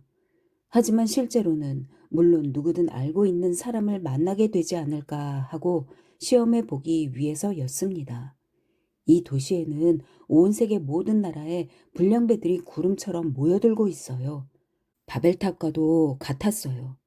10발짝 걸어갈 동안에 10나라 말을 듣게 되는 곳이니까요. 같은 밀수업자들도 곧잘 눈에 띄었습니다. 하지만 아무래도 나는 그들을 신뢰할 생각이 들지 않았어요. 나도 녀석들의 속을 떠보고 녀석들도 나의 태도를 엿보는 겁니다. 서로 건실한 사람이 아니라는 건 짐작할 수 있지만 중요한 것은 같은 동료인가 아닌가를 알아내는 일이에요. 이틀쯤 헛수고를 하며 여기저기 돌아다녔지만 롤료나에 관해서는 까르멘에 관해서나 무엇 하나 소식을 얻을 수 없었습니다. 무슨 물건이라도 사가지고 동료들이 있는 대로 돌아갈까 하고 생각했어요. 그렇게 생각하면서 석양빛을 받으며 거리를 어슬렁어슬렁 걸어가고 있는데 어느 집의 창문가에서 나를 부르는 여자의 목소리가 들려왔어요. 오렌지 장수! 나는 고개를 들었습니다. 바라보니 발코니에 카르멘이 서 있었어요. 붉은 군복에 금빛 견장을 달고 머리를 곱슬곱슬하게 한 신분이 높은 귀족 같아 보이는 장교와 함께 난간에 팔꿈치를 꿰고 있는 거예요. 여자는 정말 멋있는 옷차림을 하고 있었습니다. 어깨에 쇼를 두르고 금빛으로 반짝이는 빗을 꽂고 비단 옷을 입고 있었어요. 게다가 이 여자는 여전히 대담한 모습으로 옆구리를 잡고 웃고 있는 거예요. 영국 사람은 어설픈 스페인말을 구사하면서 내게 올라오라고 외쳤습니다. 부인이 오렌지를 먹고 싶어 한다는 거예요. 카르멘은 바스크 말로 나를 향해 말했습니다. 올라와요. 그리고 무슨 일이 있어도 깜짝 놀라서는 안 돼요. 정말 이 여자가 하는 일이라면 놀랄 건 하나도 없을 거예요. 여자를 다시 만나게 되어 내가 기쁨을 더 느끼고 있는지 고통을 더 느끼고 있는지 스스로도 알 수 없었습니다. 출입구에는 머리에 분을 뿌린 키가 큰 영국인 하인이 서 있었어요. 그가 훌륭한 살롱으로 나를 안내했습니다. 카르멘은 이내 바스크말로 내게 이야기했어요. 당신은 스페인말을 한마디도 모르고 내 얼굴도 모르는 채야 합니다. 그리고는 영국인이 있는 쪽을 돌아보며 내 말이 맞죠? 이 남자가 바스크 사람이라는 걸 이내 알아챘어요. 얼마나 우스운 말인지 곧 들려주겠어요. 정말 얼간이 같은 얼굴을 하고 있어요. 이봐요. 보시라고요. 찬장 속에 들어갔다 들킨 고양이 같지 않아요? 그럼 너는 낯가죽이 두꺼운 추녀가 아니고 뭐냐? 내 정부 앞에서 그 낯짝을 갈겨주고 싶다. 나도 우리나라 말로 이렇게 되받아 대답했어요. 정부라니? 어머, 당신은 누가 말해주지도 않았는데 그걸 알아냈어요? 그리고 이 호박 같은 녀석을 질투하는 거요? 당신은 칸딜레호 거리에서 만났던 때보다도 더 바보가 되었군요. 모르겠어요? 정말 어이가 없는 바보예요. 나는 지금 일을 하고 있다고요. 더구나 보라고요. 농간 부리는 방식은 여러 가지 있지만 나름대로 공을 들여서 한 것이니 만든 솜씨나 잘 보라고요. 이 집도 내 것이에요. 새우, 영국인이 갖고 있는 금화도 곧 내 것이 돼요. 코빼기를 잡고 끌고 다니고 있는 거예요. 두 번 다시 못 나올 곳으로 집어 넣어줄 작정이에요. 그녀가 이렇게 말했습니다. 나는 내가 일을 한다면서 언제까지나 이런 짓을 하면 두 번 다시 못하도록 뼈저리게 느끼게 해주겠어. 나도 이렇게 되받아 대답했습니다. 어머나, 그러십니까? 도대체 그럼 당신이 나의 로미오? 그렇게 지시하듯이 말하고 말이에요. 애꾸는 녀석이 좋다고 말하고 있다고요. 당신에게 무슨 불만이 있어요? 당신은 나의 민초로라, 나의 연인, 연인이라기보다는 오히려 남의 애인을 짝사랑한다는 정도의 의미라고 불리는 유일한 남자로서 만족하고 있으면 될 텐데? 뭐라고 말합니까? 하고 영국인이 물었습니다. 목이 말라 한 잔 마시고 싶다고 말하고 있어요. 카르멘은 이렇게 대답했습니다. 그리고 자신의 통역하는 방식이 스스로도 우스워져서 웃음을 터뜨리면서 긴 의자에 드러누웠어요. 이야기를 들어봐 주세요. 이 여자가 웃을 때에는 도저히 조리 있게 이야기할 방법이 없습니다. 모두 이 여자와 함께 웃어버리는 거예요. 이 키가 큰 영국인도 호박 같은 녀석답게 웃기 시작했습니다. 그리고 나에게 술을 갖다 주라고 말했어요. 내가 마시고 있는 동안에 이 녀석이 손가락에 끼고 있는 반지를 보았어요? 당신이 갖고 싶다고 말하면 당신에게 주겠어요. 그녀가 이렇게 말하는 거예요. 나는 대답했습니다. 마키라 곤봉을 하나씩 손에 들고 너의 영국 귀족을 산속에 쳐 넣을 수 있다면 손가락 하나쯤은 주겠어. 영국인은 그 말을 듣고 따지며 물었어요. 마키라? 마키라란 무슨 뜻인가요? 마키라라는 것은 그건 오렌지를 의미해요. 여전히 웃으면서 카르멘은 이렇게 말했습니다. 우스운 말이죠? 오렌지를 마키라라고 하다니. 당신에게 마키라를 먹게 해주고 싶다고 말하는 거예요. 그래요? 그럼 내일도 마키라를 갖다 줘요. 영국인은 이렇게 말했습니다. 우리가 이야기를 하고 있는데 하인이 들어와 식사 준비가 되었다고 알렸습니다. 영국인은 일어서서 나의 손에 은화, 피아스토라 한 입을 쥐어주고 카르멘에게 팔을 내밀었어요. 마치 혼자서는 걷지 못하는 여자 같았어요. 카르멘은 여전히 웃으면서 나에게 말했습니다. 이봐요. 나는 당신을 함께 식사하자고 부를 수는 없지만 그 대신 내일 위병들이 정렬할 때에 북소리가 나면 재빨리 오렌지를 갖고 이리로 와요. 칸딜레오 거리의 방보다 더 근사하게 장식한 방이 있으니까요. 내가 언제까지나 당신의 카르멘 시타인지 어떤지를 이제 곧 알게 돼요. 그리고 일에 관해 할 이야기도 있으니까요. 나는 한마디도 대답하지 않았어요. 밖으로 나가자 영국인이 내 뒤에서 소리쳤습니다. 내일도 마키라를 갖다 줘요? 그리고 카르멘이 웃음을 터뜨리는 소리가 들렸어요. 나는 뛰쳐나와 보았지만 어떻게 하면 좋을지 알 수 없었어요. 그날 밤은 거의 잠을 이루지 못했어요. 아침에 이 배반한 여자에 대한 나의 분노는 절정에 이르고 있었습니다. 두 번 다시 여자의 얼굴을 보지 말고 지브롤터를 떠나버리자 이렇게 결심하고 있었어요. 하지만 첫 북소리가 들려오기가 무섭게 온몸에 용기가 빠져버렸습니다. 나는 오렌지 바구니를 손에 들고 카르멘이 있는 곳으로 달려갔어요. 여자의 방의 덧문이 거의 열려 있었습니다. 나는 여자의 크고 검은 눈이 이쪽을 쳐다보고 있는 걸 보았어요. 머리에 분을 뿌린 하인이 이내 나를 안내했습니다. 카르멘은 하인에게 무슨 심부름을 시켰어요. 하인이 나가고 단 둘만 남게 되자 그 악어 같은 웃음소리를 터뜨리며 나의 목에 매달렸습니다. 이 여자가 이렇게 아름답게 보인 적은 없었어요. 마돈나처럼 고운 옷으로 몸 치장을 하고 있어요. 향수를 뿌리고 있었습니다. 비단을 씌운 가구, 술을 놓은 커튼. 아, 그리고 나는 보시는 바와 같은 도둑의 옷차림을 하고 있었어요.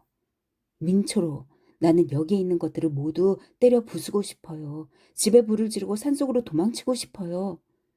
카르멘이 이렇게 말하는 거예요. 그리고 애무를 했어요. 그리고 또 웃음을 터뜨렸어요. 춤을 추었어요.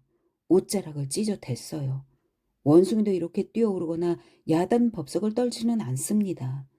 그녀가 다시 진지한 표정을 지으며 이렇게 말했어요. 잘 들어줘요. 일에 관한 이야기니까요. 그 녀석에게 나를 론다까지 데려다 달라고 할 생각이에요. 거기엔 수녀가 된 동생이 하나 있으니까요. 여기서 다시금 웃음을 터뜨렸습니다.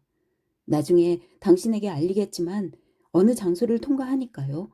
당신들이 녀석에게 달려들어 몸에 지닌 것을 몽땅 털어버리는 거예요.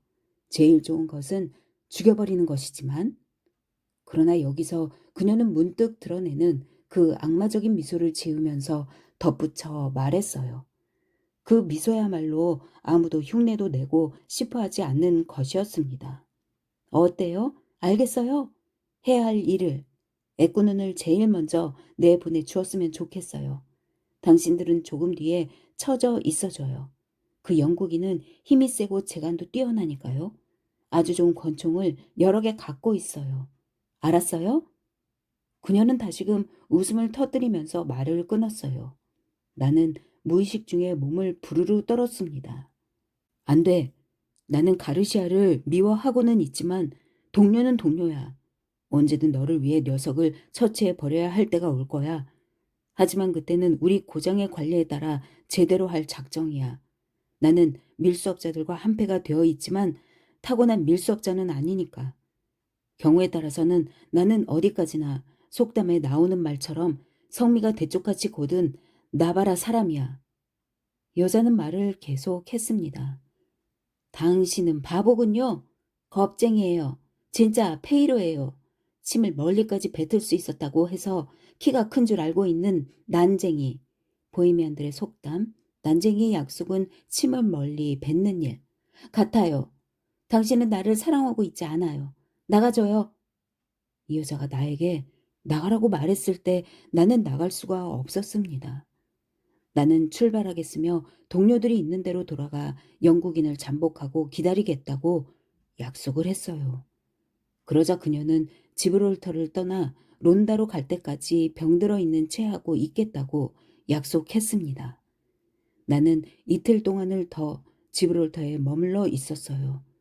여자는 대담하게도 변장을 하고 내가 묵고 있는 여인숙으로 나를 만나러 오곤 했습니다.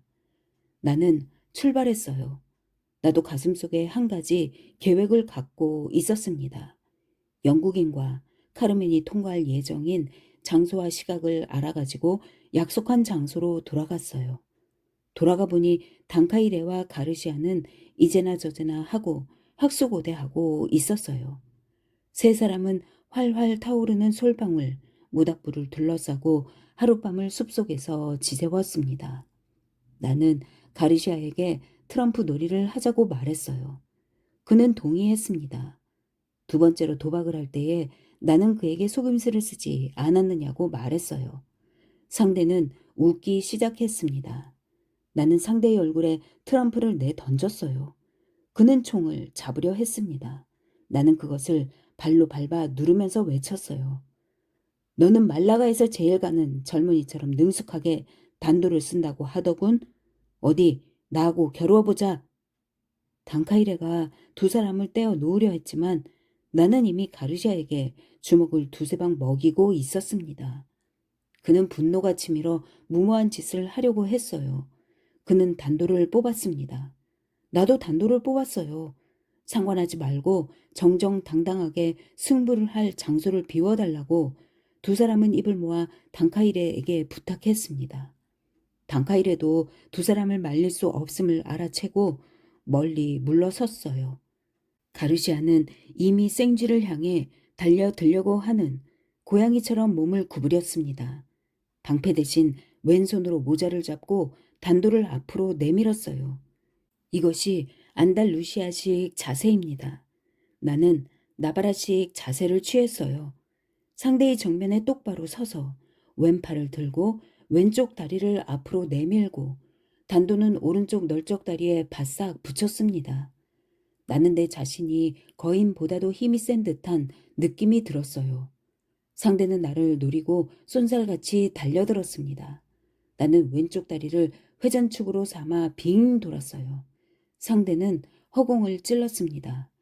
하지만 나는 그의 목을 찌르고 있었어요.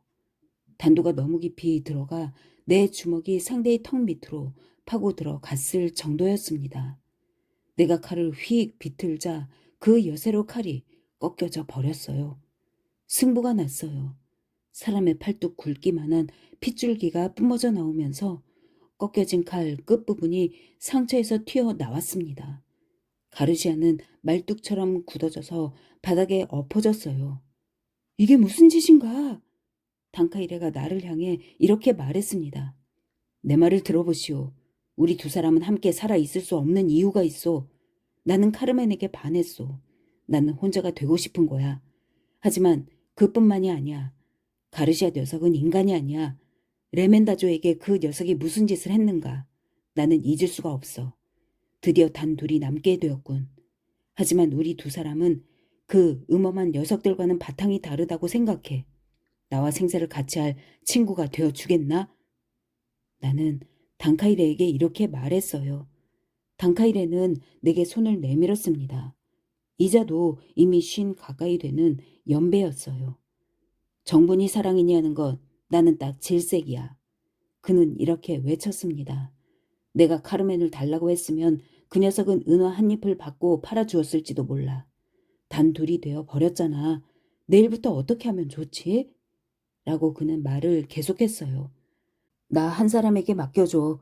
이제 무슨 일이 닥치든 될 대로 되겠지. 나는 이렇게 대답했습니다. 두 사람은 땅을 파서 가르시아를 묻고 거기서 200보쯤 떨어진 곳으로 근거지를 옮겼어요. 이튿날 카르멘과 그 영국인이 마부 2명과 하인 1명을 데리고 노새를 타고 지나가고 있었습니다. 나는 단카이레에게 말했어요. 영국인은 내가 맡겠어. 다른 녀석들을 위협해줘. 총 따위를 갖고 있지 않으니까. 영국인은 다부진 남자였어요. 카르멘이 그 남자의 팔을 밀어 젖히지 않았으면 나는 죽었을 거예요. 간단히 말하면 그날 다시금 나는 카르멘을 손에 넣은 겁니다. 내가 처음으로 입에 올린 말은 너는 과부가 되었다는 말이었어요. 사건의 경위를 알고 나자 그녀가 나에게 말했습니다. 당신은 언제까지나 릴리 팬디군요. 가르시아에게 죽임을 당했을지도 몰라요. 나바다식 태세를 취하다니 어이가 없군요. 그 남자는 당신보다 훨씬 칼솜씨가 좋은 자들 여럿을 죽였어요. 그 남자는 나쁜 짓을 하다가 드디어 벌을 받게 되는 그 마지막 시기가 도래하고 있었던 거예요. 당신의 마지막 시기도 곧 도래할 거예요. 너도 마찬가지야. 나의 진짜 로미답게 행동하지 않을 때에는 말이야. 나는 이렇게 대답했습니다. 좋아요. 나는 여러 번 커피를 끓이고 난 찌꺼기로 점을 치고 있어요. 우리는 함께 죽을 운명이에요. 어쩔 수 없지. 그녀는 이렇게 말했습니다.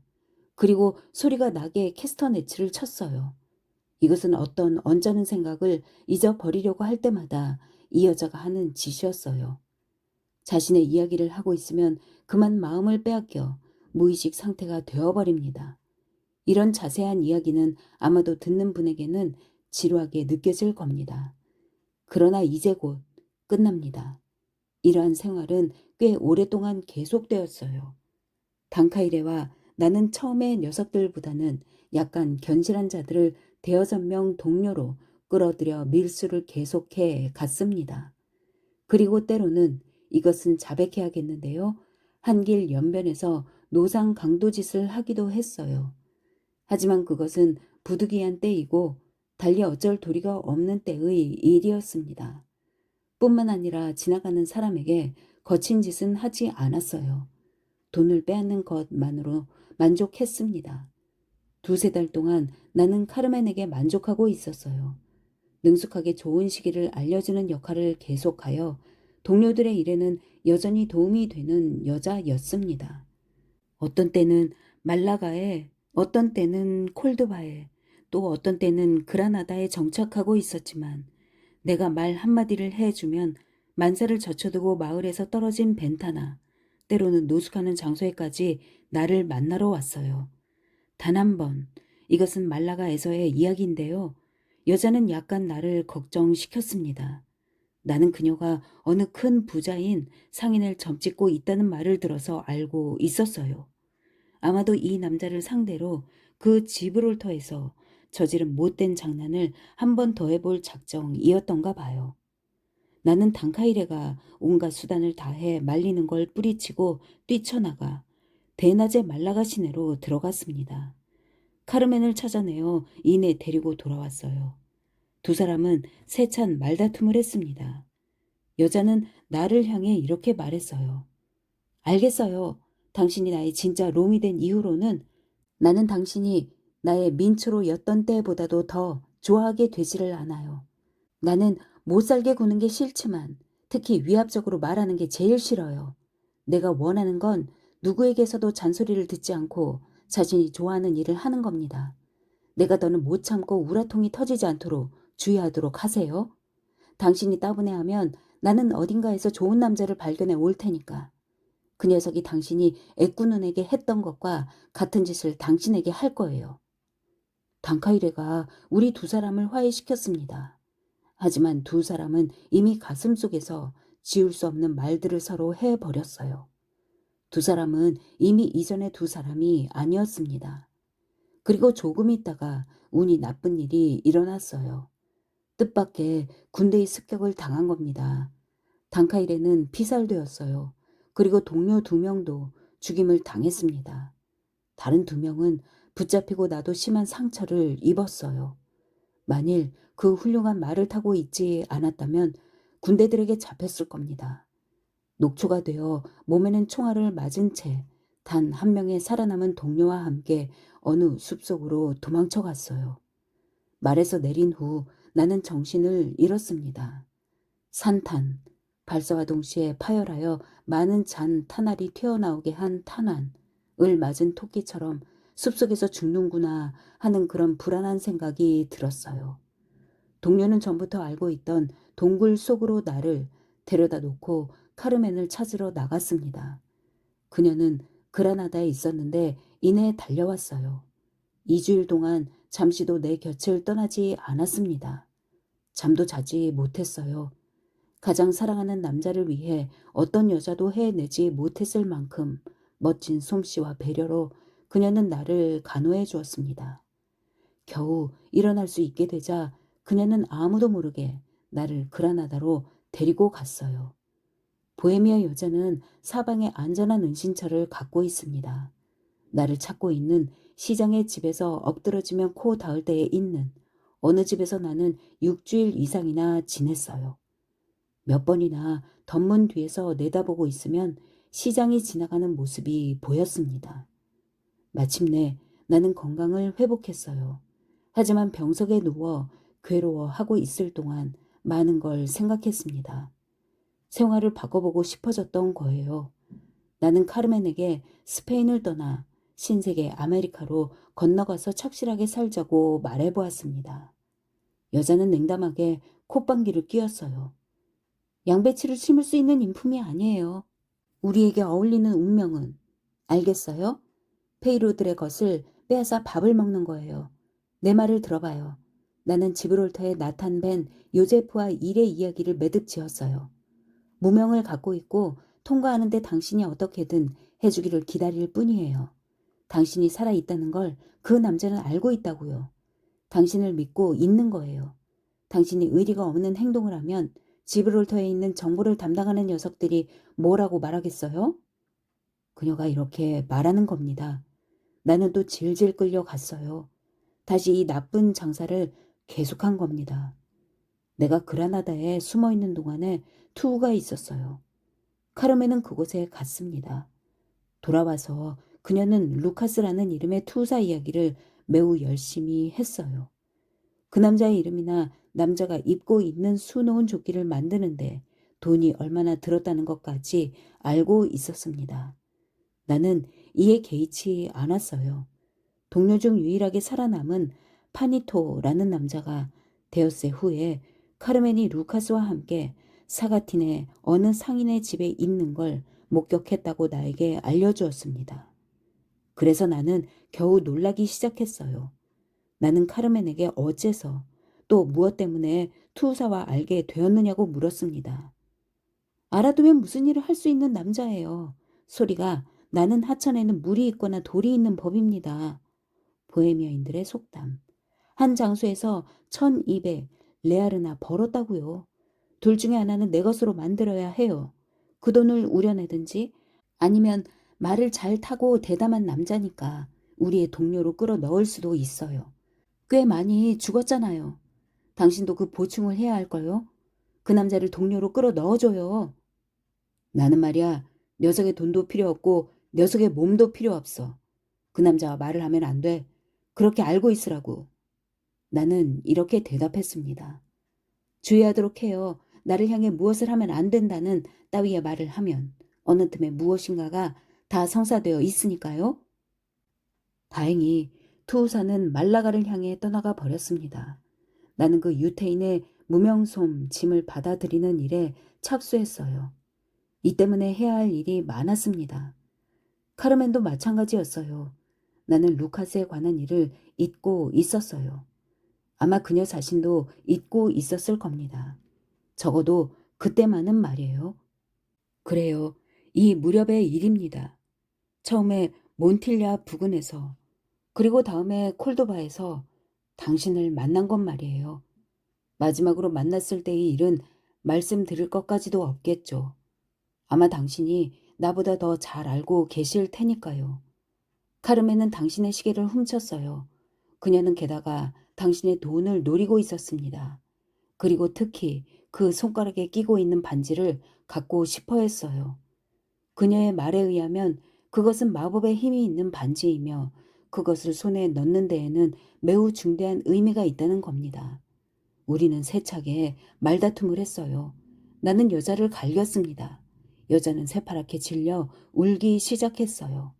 그 여자가 눈물을 흘리는 것을 본 것은 이때가 처음이었습니다. 나는 특별한 느낌을 받았어요. 나는 여자에게 용서를 빌었습니다.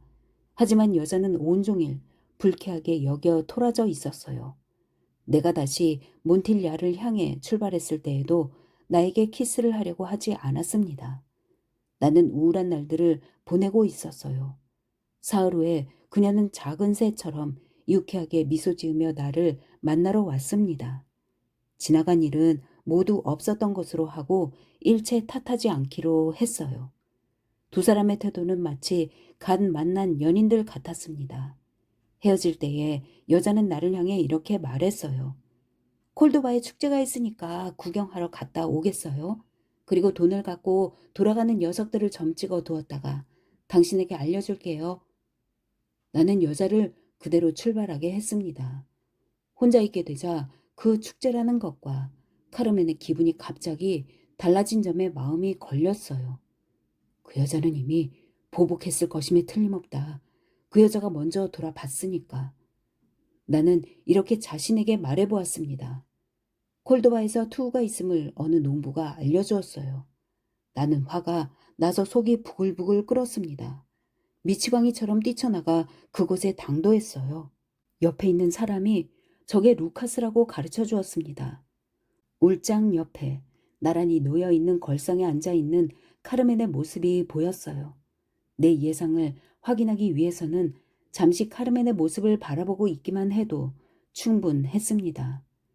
루카스는 내가 생각하고 있던 대로 첫 소를 상대로 이미 여자에게 인기가 있는 미남인 채 하는 짓을 하기 시작했어요.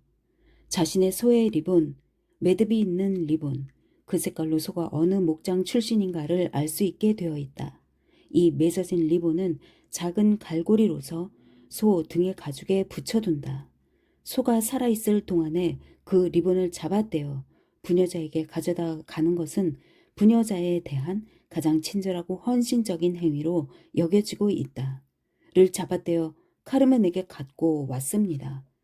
여자는 이내 그것을 머리에 감았어요. 소가 나의 원수를 갚아주었습니다.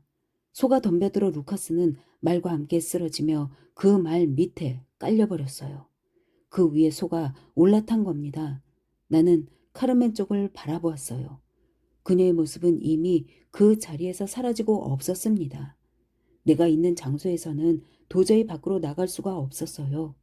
투어가 끝날 때까지 기다리지 않으면 안 되었습니다. 그리고 당신도 아시는 그 집으로 갔어요. 나는 거기서 저녁 내내 그리고 밤이 되도록 한참 동안 아무 말도 하지 않고 가만히 있었습니다. 새벽 2시경에 카르멘이 돌아왔어요. 내가 그곳에 있는 것을 보고 약간 놀란 것 같았습니다. 나와 함께 가자고. 나는 그녀에게 이렇게 말했어요. 아, 좋아요. 가요. 그녀도 이렇게 말했습니다. 나는 말을 끌고 왔어요. 여자를 내 뒤에 태웠습니다. 날이 밝을 때까지 말을 한마디도 하지 않고 말을 몰아 달렸어요. 새벽녘에 외딴 집이 있는 벤타까지 와서 말을 멈췄습니다. 거기서 그리 멀지 않은 곳에 수도사들의 작은 암자가 있었어요. 그 장소에서 카르멘을 향해 말했습니다. 이봐, 내 말을 들어줘.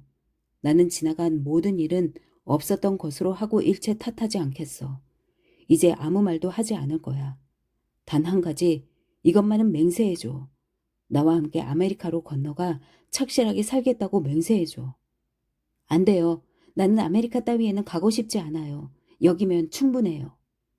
불쾌하게 여겨 토라진 어조로 여자는 이렇게 대답했습니다. 루카스 옆에 있을 수 있기 때문이겠지? 하지만 잘 생각해보라고. 그 녀석은 치유되었다고 해도 살려둘 남자가 아니야. 하지만 생각해보면 녀석을 원망할 필요는 없어. 나는 이제 너의 정부를 일일이 죽이는 게 지긋지긋해. 이번에는 너를 죽일 차례야.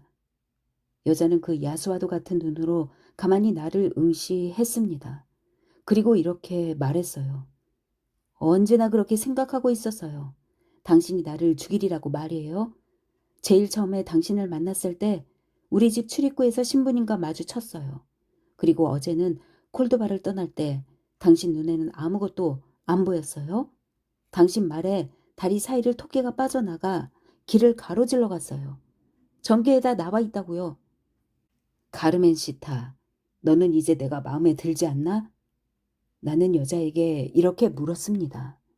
여자는 한마디도 대답하지 않았어요. 책상 다리를 하고 멍석 위에 앉아 손가락으로 땅 위에 뭔가 계속 적고 있었습니다. 생활 방식을 바꾸는 거야, 카르멘. 나는 애원하듯이 이렇게 말했어요. 이제 2번 다시 헤어지지 않을 곳으로 가서 살자고. 당신도 알고 있지? 여기서 그다지 멀지 않은 곳에 있는 떡갈나무 밑에 120온스의 금을 파묻어 놓았어. 그리고 그 유태인인 벤 요세프에게도 아직 우리의 자본이 있지 않은가. 라고 나는 이야기를 계속했어요. 여자는 웃기 시작했습니다. 그리고 이렇게 말했어요. 내가 먼저 그 다음이 당신이에요. 이렇게 되리라는 걸 알고 있었어요. 나는 말을 계속했습니다. 잘 생각해줘. 나는 이제 참을성도 없고 용기도 없어졌어. 내가 마음을 정해줘. 그렇지 않으면 내가 마음을 정하는 수밖에 없어.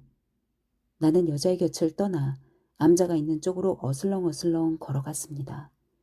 수도사들이 한창 기도를 올리고 있는 중이었어요. 나는 기도가 끝나기를 기다렸습니다. 나 자신도 기도하고 싶은 생각이 간절했어요. 하지만 나는 기도할 수가 없었습니다. 수도사들이 일어섰을 때 나는 그쪽으로 걸어갔어요. 수도사님, 운명의 갈림길에 서 있는 사람을 위해 기도를 올려주실 수 있겠습니까? 괴로워하고 있는 사람이라면 어느 분을 위해서나 나는 기도를 올립니다. 아마 주님 앞에 나가야 하리라고 생각합니다만 그러한 하나의 영혼을 위해 미사를 올려주실 수 있겠습니까? 좋아요. 알았습니다. 내 얼굴을 가만히 바라보면서 암자의 주인은 이렇게 대답했어요. 나의 태도에 어딘지 이상한 데가 있었으므로 암자의 주인은 나에게 이야기를 시키려고 어디서 뵌 것 같은데요? 라고 말했습니다. 나는 은화 한 잎을 암자 주인의 걸상 위에 올려놓았어요. 언제 미사를 올려주실 수 있습니까? 나는 이렇게 물었습니다. 반 시간쯤 지나면 할 수 있을 거예요. 저 여인숙집의 아들이 준비를 하러 옵니다. 젊은이, 나에게 들려주지 않겠습니까? 당신은 가슴속에 뭔가 자신을 괴롭히는 불씨를 갖고 있지 않습니까? 신자의 말을 들어볼 생각은 없나요?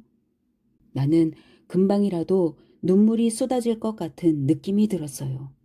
수도사를 향해 또 오겠습니다 라고 말하고 거기서 도망쳐 나왔어요. 풀밭으로 가서 드러누워 종소리가 들려올 때까지 가만히 있었습니다. 그리고 다시 다가갔어요. 하지만 암자 안으로는 들어가지 않고 서 있었습니다. 미사가 끝나자 나는 벤타로 돌아갔어요. 나는 카르멘이 달아나 주기를 원하고 있었습니다. 내 말이 있으니까 그 말을 타고 달아날 수 있을 거예요. 하지만 여자는 거기에 있었어요. 이 여자는 카르멘이 나에게 겁을 먹었다고 남들이 말하는 소리를 듣기 싫었던 거예요. 내가 없는 동안에 옷의 가장자리를 뜯어 납덩이를 꺼내고 있었습니다. 여자는 테이블 앞에 앉아 물을 가득 채운 그릇 속에 녹인 납을 집어넣고 열심히 들여다보고 있었어요. 자신의 점을 치는 일에 아주 열중하고 있었기 때문에 처음에는 내가 돌아온 것을 알아채지 못했을 정도였습니다. 납조각 하나를 손에 들고 슬픈 표정으로 그것을 뒤집어 보다가 이번에는 뭔지 그 마법의 노래를 부르는 거예요. 이 노래로 보헤미아 여자들은 그 돈 페드로의 마음에 드는 첩이었던 마리 파딜리아를 불러내는 겁니다. 마리 파딜리아는 바리 클라리사, 즉 보헤미아인들의 대여왕, 마리 파딜리아는 돈 페드로 왕에게 마법을 걸었다는 오명을 뒤집어 쓰고 있는 여자이다. 속설에 의하면 이 여자는 부르본가 출신인 블라시 여왕에게 금으로 만든 허리띠를 선사했는데 마법에 걸린 왕의 눈에는 그것이 살아있는 뱀으로 보였다. 그래서 왕은 언제나 이 불행한 왕비를 그처럼 몹시 싫어했다고 한다. 이었다는 여자입니다. 카르멘, 나와 함께 가주겠어? 나는 여자에게 이렇게 말했어요. 여자는 일어서서 그릇을 내던졌습니다. 그리고 언제든지 가겠다는 태도로 쇼를 머리에 둘렀어요. 여인숙 사람이 말을 끌고 나왔습니다. 여자는 안장 뒤에 올라탔어요. 그리고 우리는 그곳을 떠났습니다. 그럼 나의 카르멘, 정말 나와 함께 가주는 거요? 조금 가다가 나는 이렇게 물었어요. 나는 죽는 데까지 당신을 따라가요. 그건 좋아요. 그러나 이제 당신과 함께는 살아가지 않아요. 쓸쓸한 골짜기로 접어들었습니다. 나는 말을 세웠어요. 여긴가요? 이렇게 여자가 말했습니다. 그리고 말에서 훌쩍 뛰어 내렸어요. 슈를 벗겨 땅바닥에 내던졌습니다. 한쪽 주먹을 허리에 갖다 대고 내 얼굴을 뚫어지게 응시하면서 가만히 서 있었어요. 나를 죽이려는 거지? 다 알고 있어요. 얼굴에 씌어 있어. 하지만 당신의 마음에 따르지는 않아요. 여자는 이렇게 말했습니다. 이렇게 부탁할게. 냉정해줘. 내 말을 들어줘. 지나간 일은 모두 없었던 것으로 하고 일체 탓하지 않겠어. 하지만 이것만은 너도 알고 있을 거야. 나의 일생을 엉망으로 만든 건 너야. 내가 도둑이 되거나 살인자가 된 것은 너 때문이야. 카르멘, 나의 카르멘, 내가 너를 구하게 해줘. 너와 함께 나를 구하게 해주라고. 호세, 당신은 되지도 않을 말을 꺼내고 있군요. 나는 이미 당신이 마음에 들지 않아요. 그런데 당신은 아직 나에게 반해 있어요. 당신이 나를 죽이려고 하는 것은 그 때문이요. 나는 아직 당신에게 거짓말을 하려고 들면 얼마든지 할 수 있지만 이제 그런 짓을 하기가 싫어졌어요. 두 사람 사이의 일은 끝난 거예요. 당신은 나의 롬이니까 당신의 롬이를 죽일 권리가 있어요. 하지만 카르멘은 어디까지나 자유로운 카르멘이에요. 칼리로 태어나 칼리로 죽을 테니까요. 이것이 여자의 대답이었습니다. 그럼 너는 루카스에게 반했나? 나는 이렇게 물었어요. 그래요. 나는 그 남자에게 반했어요. 당신에게 반했던 것처럼. 한때는 말이에요. 아마 당신만큼은 진지하게 반하지 않았을 거예요. 지금은 나는 아무도 사랑하지 않아요.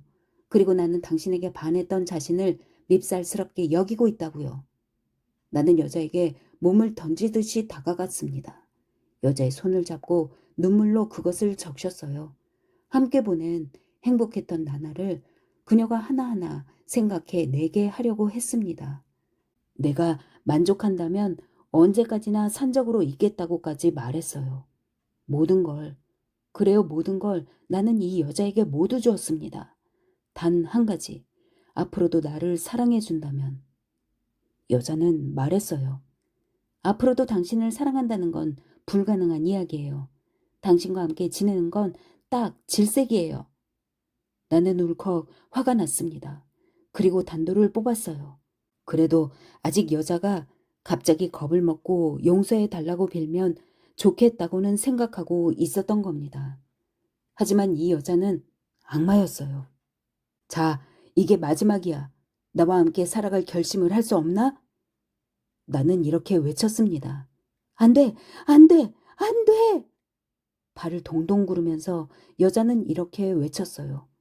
그리고 내가 준 반지를 손가락에서 뽑자마자 풀 속으로 내 던졌습니다. 나는 여자를 2번 찔렀어요. 그것은 애꾸눈이 갖고 있던 단도로 내 단도가 꺾였을 때부터 대신 사용하고 있던 거예요. 여자는 2번째 찔렸을 때 소리도 지르지 않고 쓰러졌습니다.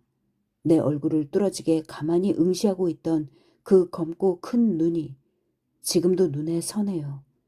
그리고 그 눈은 흐리멍텅하게 시선이 흐트러지더니 이내 감겨 버렸습니다. 나는 시체를 앞에 두고 거의 1시간이나 멍하니 서 있었어요. 그리고 카르멘이 빈번히 나에게 죽으면 숲속에 묻어달라고 말했던 게 생각났습니다. 단도로 구덩이를 파고 그 속에 여자를 눕혀 주었어요. 오랫동안 반지를 찾다가 드디어 발견했습니다. 작은 십자가와 함께 그것을 구덩이 속의 여자 옆에 넣어주었어요. 아마 그런 일을 하지 않는 편이 나았을지도 모릅니다. 그 일이 끝나자 나는 말에 올라탔어요. 콜도바까지 단숨에 달려가 가장 가까운 군 부대에 자수했습니다. 나는 카르멘을 죽였다고 말했어요. 하지만 여자의 시체가 어디에 있는지는 말하고 싶지 않았습니다. 수도사는 정말 인품이 고상한 사람이었어요. 그 여자를 위해 기도해 준 겁니다. 그 여자의 영혼을 위해 미사를 올려준 겁니다. 생각해 보면 불쌍한 여자예요. 그런 여자로 길러진 것도 모두 칼레들이 나쁘기 때문입니다.